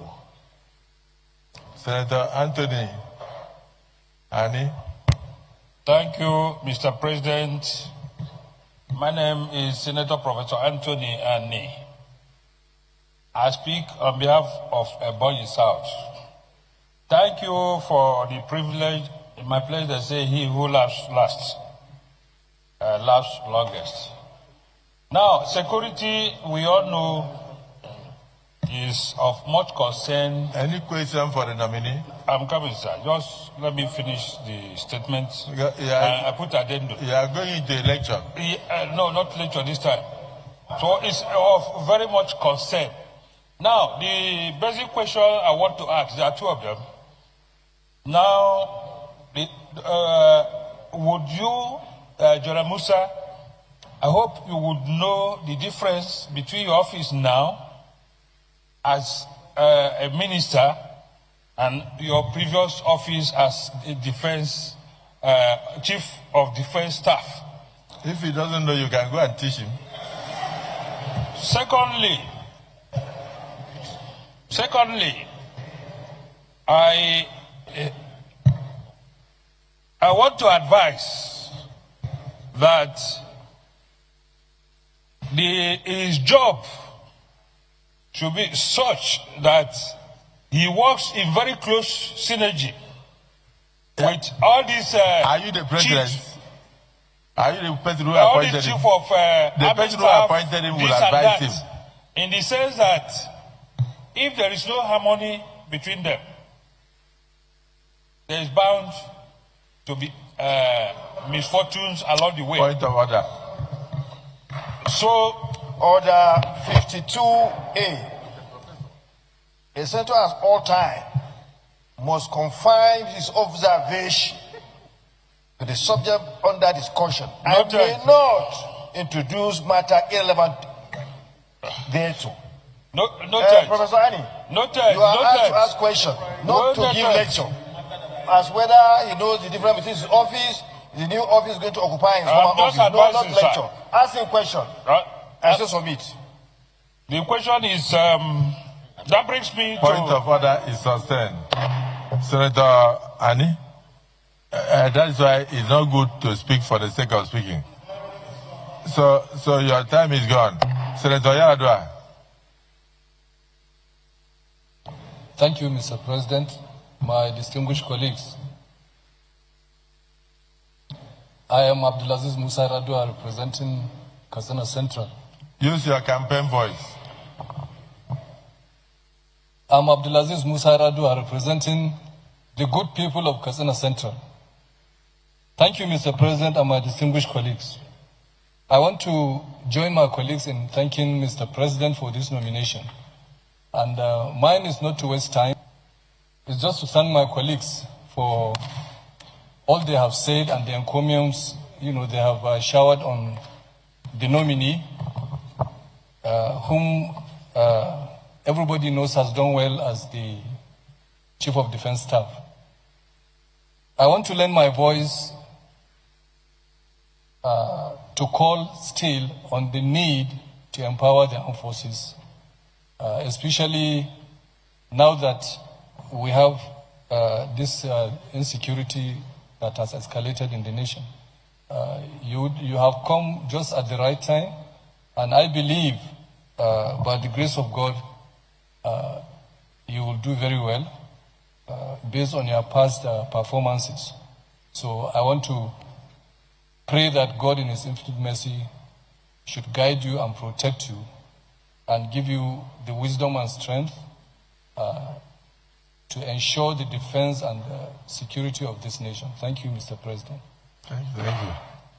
I was looking at the chief whip to know whether he has 1 more minute. Okay, so I want to thank all my colleagues because I think we've been very fair.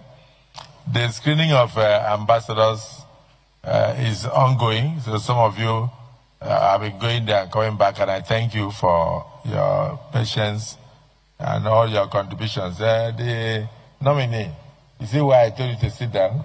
You can run off with some of the questions you can remember. The ones you cannot remember, write them down and take them to your office. Thank you very much, sir. Thank you, Mr. President. Thank you, distinguished senators. So from all I've gathered, it shows that everybody is following up with the issue, everybody is fed up, and everybody wants things to be done differently. And those are the things we're going to do to make sure that we have peace.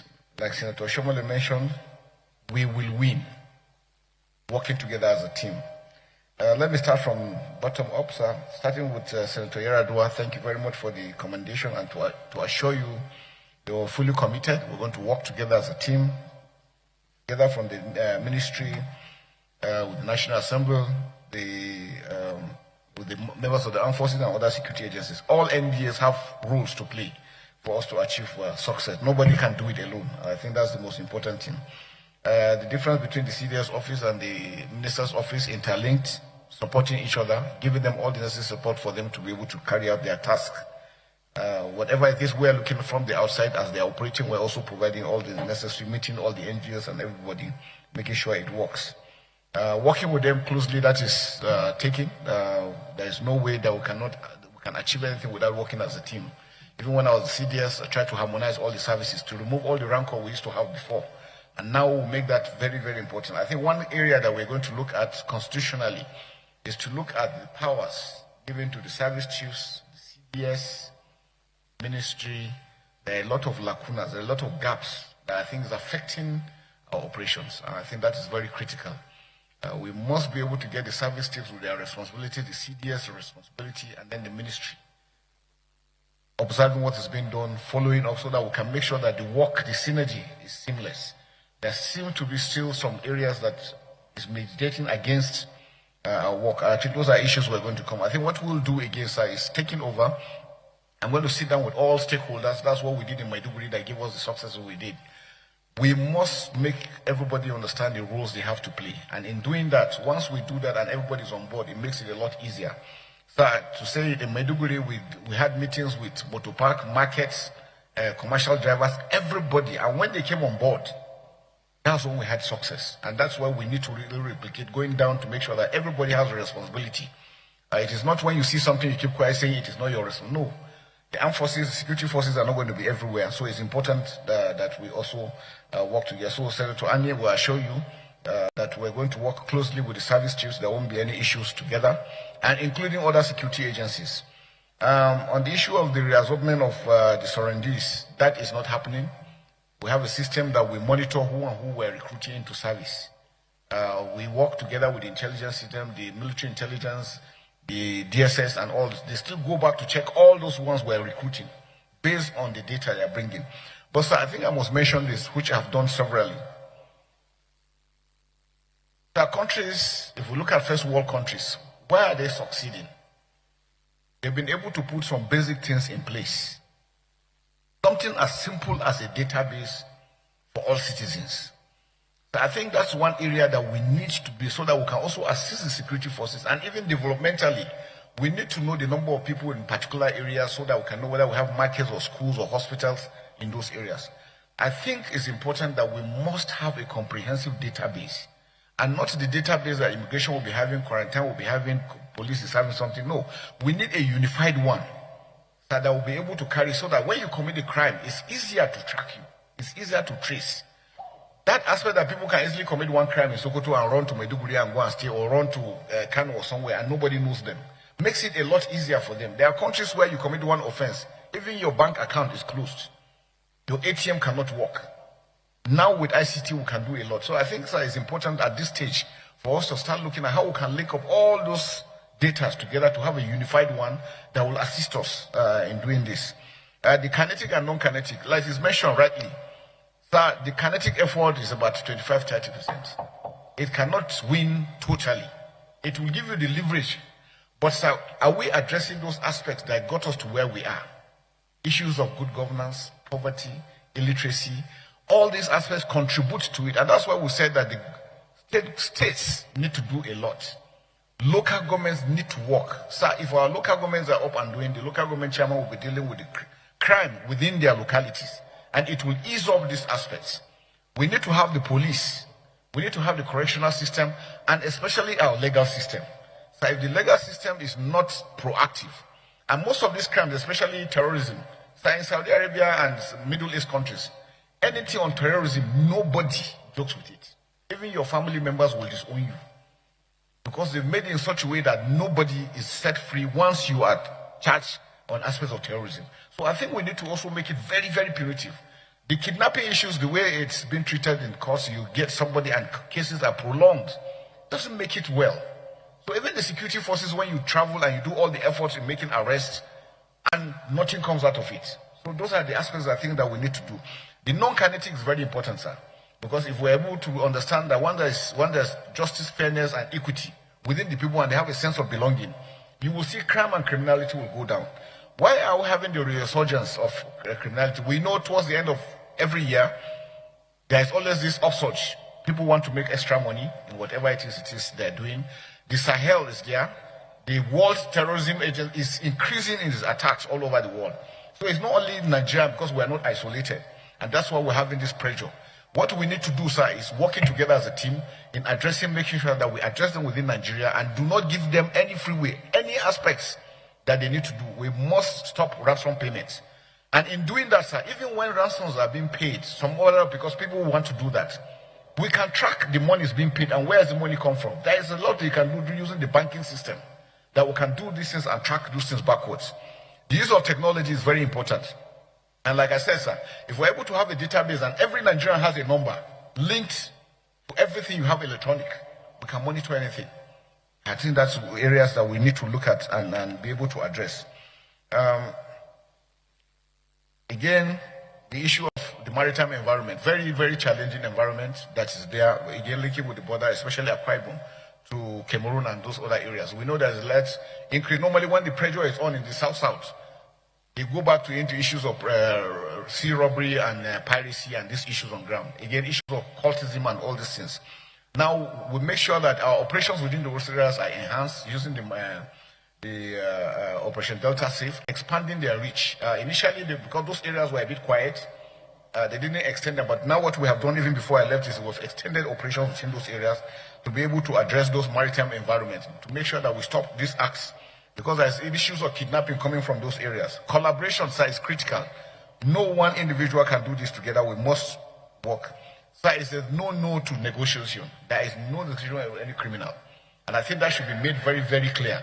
We are working together. States don't adopt such things because those things compromise security.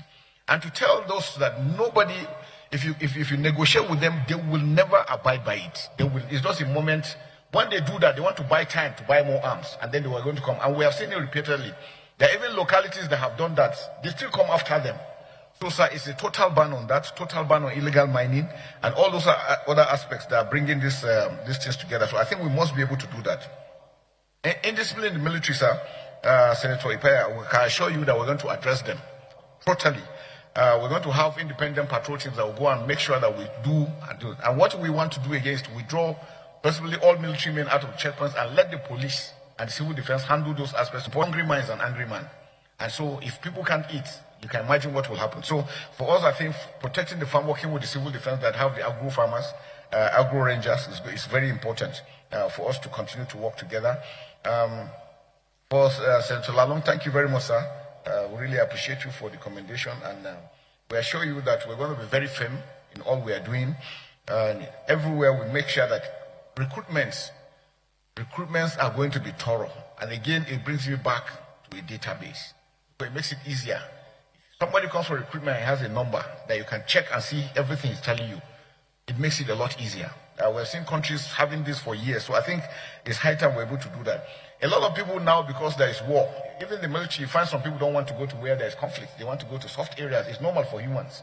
But we always want to tell that anybody being recruited should know that you are joining the armed forces because you are going to fight. There's war going on and you will go and fight. So going in to say that you want to avoid, and that's why some people don't want to come in. Because they feel if they come in, they say they will take them to Maiduguri and all this thing. Basically, that is what you are meant to do. But again, we know some states, we have observed some states, some regions don't really come in well for reasons, but I think we are doing some sensitization program to try and bring them into it so that the strength can be enhanced. But like Mr. President, you mentioned, sir, as we speak, sometimes every time we are doing recruitment, we have over 70,000 that are applying to join. So we still have enough. But maybe some states do not have that number.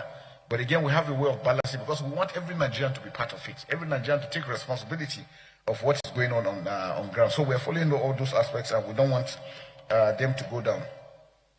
But on expectations, so I can tell you, I'm also feeling the heat because when I see the expectations, when my name was mentioned, I know that I cannot afford to fail myself, fail my nation, fail my family. Whatever that we need to do, we will put in the very best, and we know God on our side, we're going to succeed.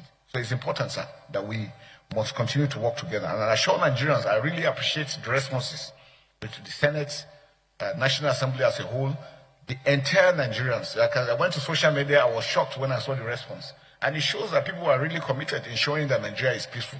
So when people go around saying Nigerians, we don't love ourselves, I say, no, they don't really know who Nigerians are. And it also brings me to the issue that we have on the issue of whether genocide or no genocide. We are all victims. Everybody is being killed. Everybody is dying. So that's why it's important that we must work together. And it is when we allow them have gaps that they penetrate. They don't care who they kill. These are a bunch of evil people that are on drugs. For whatever reason, we must stop the killings. Nigerians must not be killed, or anyone in Nigeria must not be killed for whatever reason. So, sir, our own target is to face them squarely and ensure that we stop the killing. Farmers should go, our children should be safe in their schools, and Nigeria is back to how it used to be before. I think that's very, very important. On the issue of whether 100 days or 6 months, I think it's important that we must make sure that within a very limited time, people should see that things are changing. We're able to achieve that, and we can still do that, and we will do that. All we need is the support. So I want to seek indulgence that once I take over after 3 weeks, we'll be able to come back, maybe have a closed session, because there are a lot of things that we need to bring to the fore that will assist the members of armed forces and other security agencies. We cannot say it out in the open. There are a lot of gaps that we need to close in. And I think that's very important if we're able to sit down. I'll sit down with all of them, we'll discuss, and then we'll come back again and sit down and show clearly the roadmap. What is it that is in? What do we need? What kind of support do we need for us to be able to achieve? I think that's very, very important, sir. On issue of saboteurs, yes, sir. Normally we recruit from the society. So there will always be the good, the bad, and the ugly. But we have a system of identifying such people, and immediately we do that, we take action because we prosecute. The armed forces have standby court martials all over the country. Anywhere you commit, there are offense and there are punishments for it. And I think that is what we are going to do. On sustaining the strength, yes, we're doing that. The system we're adopting is good, and we're going to do that. Engagement of retired personnel is a good idea. We're going to discuss with the services and see. On retirement, you still have 3 years into the reserve. So we can still re-engage those ones that are retired into reserve, those ones that are still fit and capable. Most of us here that are here have spent over 30 years in service, or almost 40 years, because if you look at those that went to NDA, spent 5 years and then 30-something years. There are some that were at NMS, spent 5 years, 6 years NMS, 5 years NDA, and 30-something years. So they put in a longer years, a lot of experience. And I think my advice to the nation is that, beside even the military, even in other aspects of life, these are individuals that monies have been spent on them, time has been spent, they have a lot of experience, they are very brilliant, committed in ensuring that Nigeria develops. So we can also look at other aspects of putting them in some of these boards that we have. Let us utilize them. A lot of them finish, go back and just sit down and not doing anything. And I think that's not good. Having considered the amount of money that had been spent and the experiences they have, I think we should look at the aspect of also bringing them into all some of these boards, and they will be able to bring out some inputs into bringing these things into the system. Declaring, sorry, sir, let me get this. I said issue on negotiation, no negotiation. Nobody is allowed to negotiate. For the troops, sir, every personnel that is deployed knows why he's deployed. And the 3 things where he's told is this: you are to engage any criminal or any bandit that is armed and is about to kill you. You don't have to wait. Somebody is aiming to shoot at you and you are waiting for order from who? Once you are deployed, you automatically have that responsibility. Or your colleague is to be shot and you know there is no other way of stopping it other if you don't kill the person. Or the community or property you are protecting. These are statutory and they all know it. So if any member of the armed forces is deployed anywhere and tells you that he's waiting for order, he's lying. He's only a coward. There is nothing like he's waiting for any order. The order is automatic once he's deployed because he's briefed before he's deployed. And I think that is very important that we're able to bring that distance.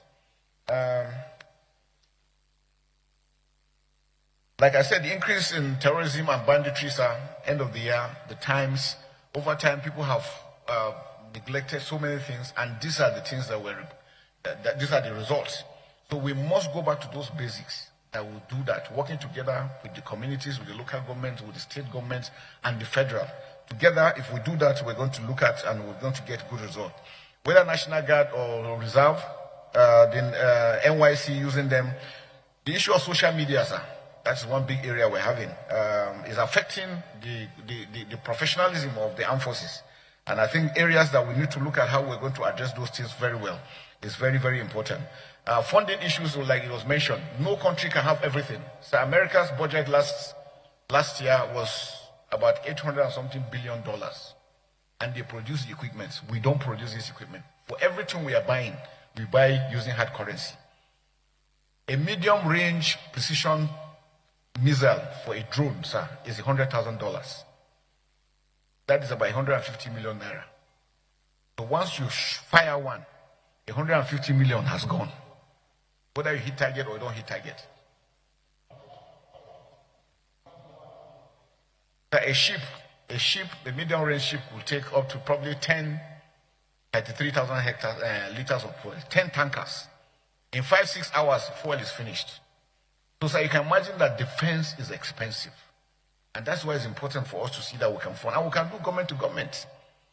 Some of these things, we can get them directly. So I think those are issues that I think we need to look at. We said 20% non-kinetic. We'll do the intelligence. Yes, intelligence is critical. And that's why we need everybody to be on board. Because when you see something and you report, action is taken. And we're able to get good results.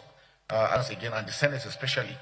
That's how we're fully committed. Coming back on stream from all the experience we have, working together with my team, we are going to make sure that we make a difference. And I can show you within the shortest possible time, sir, Nigerians will see that change. The trust they have in us will never let them down. And we'll count on the House. Thank you very much, sir. Let me thank the nominee, General Christopher Musa, CFR. I don't know the rest, whether is it which of PSC Daga. Because no, PSC Daga. Am I right? PSC Daga. Yes. I am GCON Daga.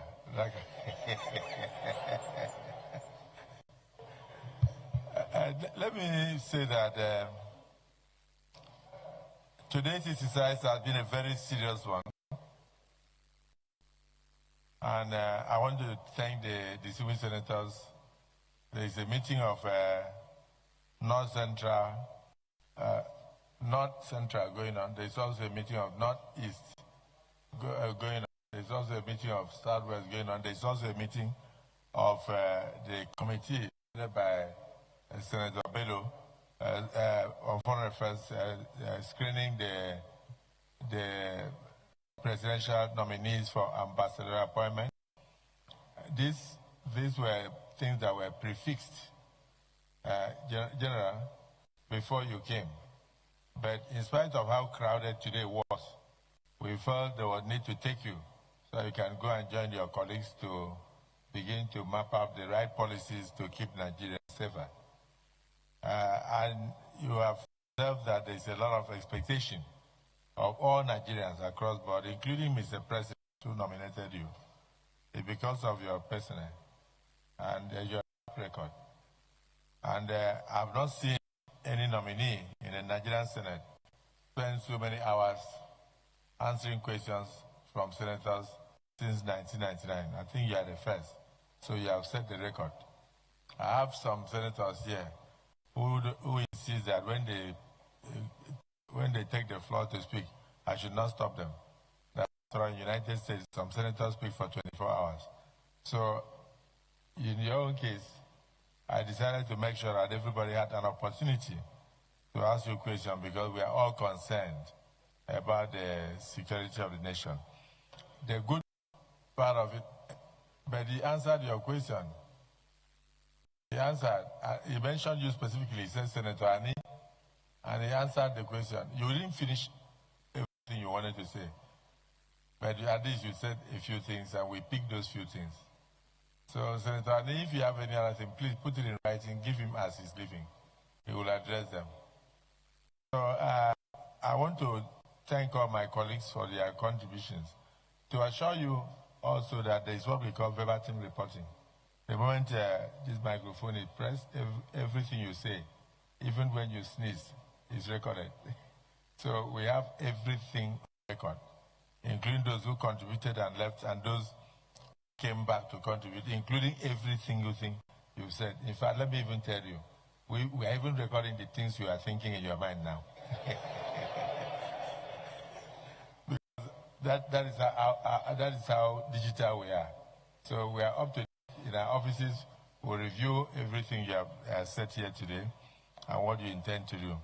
But let me cap it up by mentioning that you said there is a constitutional lacuna this is for the Senate, that the responsibilities of each office within the security architecture of the country must be looked into again. That's what you said. That there will be no ambiguity.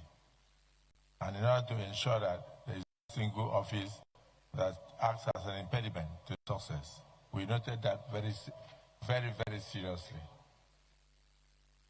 You have an opportunity to amplify that when we handle the National Security Summit. So we'll be requesting a small paper from you on what the National Assembly should do in order to bridge the gap and ensure that those lacunas are constitutionally addressed through the constitutional amendment that we are presently undertaking. So, and yeah, I know the acts also. I'm sure that's to let you know that we noticed that we're listening to you very keenly. And that, of course, also answered the question as to who gave the order for soldiers to withdraw before the kidnappers entered the school. It's a function of whose responsibility was it to give order to those soldiers. Because of the various formations, you have too many, yes, you have too many areas. Then you also mentioned something about a database. The need for us to have a data where once your name is put into the data, everything about you comes out. Your age, your date of birth, your experience, and everything. So it will be easy for us to know.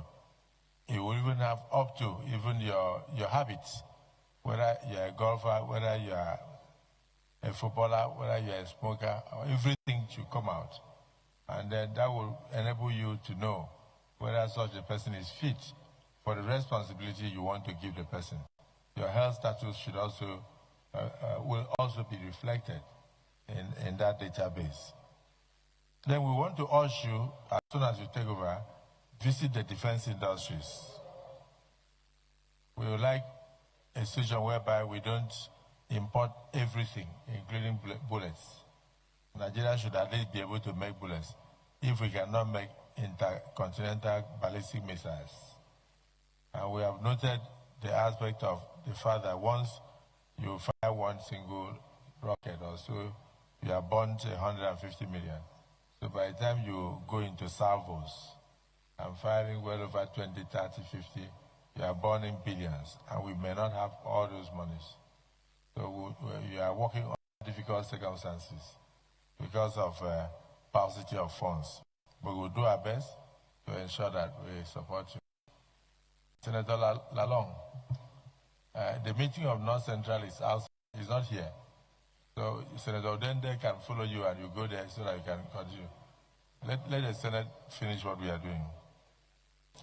And then we also notice what you said about the judiciary, that we have the prolonged trials of suspects, that there will be need for the Senate, for the National Assembly to look at how we can shorten the period of trials. And then, of course, one thing that is most impressive is the fact that you are against negotiation with terrorists. This Senate is against negotiation with terrorists. And we're even against the idea of paying ransom to terrorists because they use the same money to go and buy more arms and then wait a while and come back again. It has never worked. Even when I was a state governor, I never negotiated with terrorists. I made my state so hot that each time we arrested a kidnapper, he would say, please, sir, forgive me, I did not know it was part of your state. When they said there was a job, I know how angry you are with kidnapping. That was how bad it was. Late Arase, former IG, was once one of the commissioners of police in my state when I was a governor. He can testify to this. So we can make Nigeria so hot that anybody that crosses in from the Sahel states, maybe Mali, Niger, anywhere, when the person is arrested, the person will be pleading with you. Say, Minister of Defense, please forgive me. I don't know that that part was part of Nigeria because of the policies we have put in place. We also need the cooperation of all Nigerians. Finally, I want to thank you once again for that non-negotiation policy. Please also advise the Commander-in-Chief Because most of the people you are negotiating with are laden with drugs. They are soaked with drugs. They don't go for operation with their normal eyes. So they don't go to any negotiation with normal eyes. They don't intend to keep whatever to whatever agreement. They only want to buy time to come back and strike. And then the kinetic and non-kinetic approach or approaches that you said, you've noticed that even when you release them to the society, it does not take 2 weeks before they are rearrested for the same crime. So it's a need for us to review the policy of kinetic and non-kinetic and all that. I'm not against anything that will bring peace, but I'm also against something that will continue to encourage people to go eat money from government after they've been arrested. You waste a lot of money to arrest them. Sometimes you waste lives to even get 1 or 2 criminals. But when you bring them, you don't say you are trying to radicalize them. Then you go and put them inside a camp in Niger State. And then after that, you take them to Gombe and give them uniform and then monthly allowances. Then when you release them, it doesn't take 3 weeks. You arrest them again in View in Borno State, or you arrest them in Kwara or somewhere. The same person that you spend so much money on. And it's always a thing, it's something that demoralizes the society, where somebody who has killed over 20, 30 people is said to have been radicalized. And then the community sees the person coming. A typical Nigerian community will never accept such a person. And they'll be running away from that person. And he will get depressed and go back into the same crime. So let's face it. Let's face it. A kidnapper is a kidnapper. Once we are arrested, this Senate is of the opinion that you should face the capital punishment so that the society can be kept safe. Many countries have done that. In Nigeria, it's a sign of weakness for us to arrest kidnappers and then and keep them and feed them at government expense and release them and give them uniform and give them allowances and say that we have changed them. So as a Minister of Defense, please advise the Commander-in-Chief and make sure you are not afraid of advice. They said the soldiers don't talk. You are no longer in uniform. You are now part of us. You'll be wearing agbada. So advise the Commander-in-Chief, and then he's a man who has said that he doesn't mind if he makes mistake and you point it out, he will correct himself. Because he's not an angel, he's not God. So some people are a bit on the sycophantic side. So long as we continue to play politics with security, we'll continue to get the result we are getting. So bringing you in is that you have to be firm, you have to be resolute, and you have to remain committed as ever. And you've always been very patriotic. Please put the interests of the Nigerian citizens uppermost in your mind. And the rest will be added onto you. We will pray for you, we wish you well. Is it the view of the Senate that this nominee be allowed to take a bow and leave? Those in support say aye. Aye. Those against say nay. The ayes have it. May now take a bow.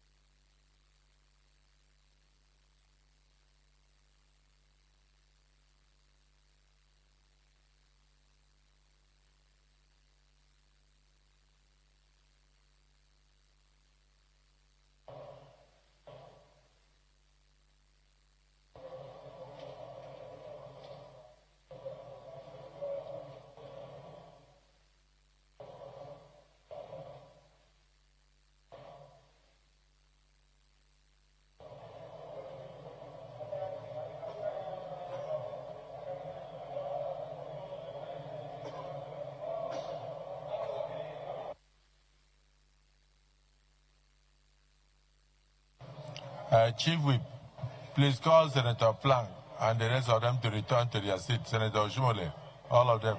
The Chief Senator Plank, return to your seat. Huh? This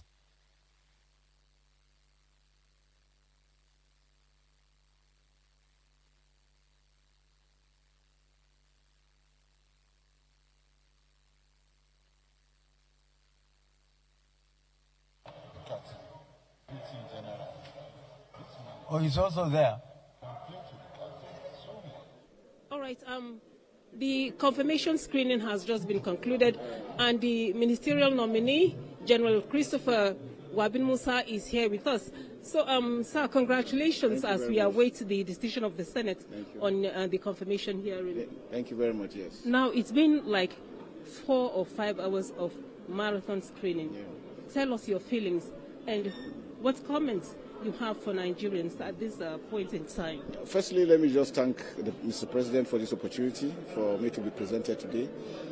Also appreciate the National Assembly for the good job they are doing, members of the armed forces, but most especially Nigerians. Nigerians have shown faith in our capacity to achieve success.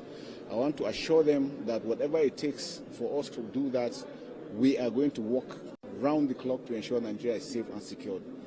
We need them to also support the security forces because nobody can do it alone. Every Nigerian should take this as a responsibility towards him that it is his own task to, whatever support he can give to the armed forces and security forces, he should not hesitate. You see something wrong, report, action will be taken. I'm very glad this went through, and it shows you all this time that everybody is committed, everybody wants peace in Nigeria. And that's what the senators have shown, and all the questions they've asked were on point, and we reassured them that we're going to work and ensure Nigeria is safe and secure. Thank you. Thank you so much, sir, and congratulations.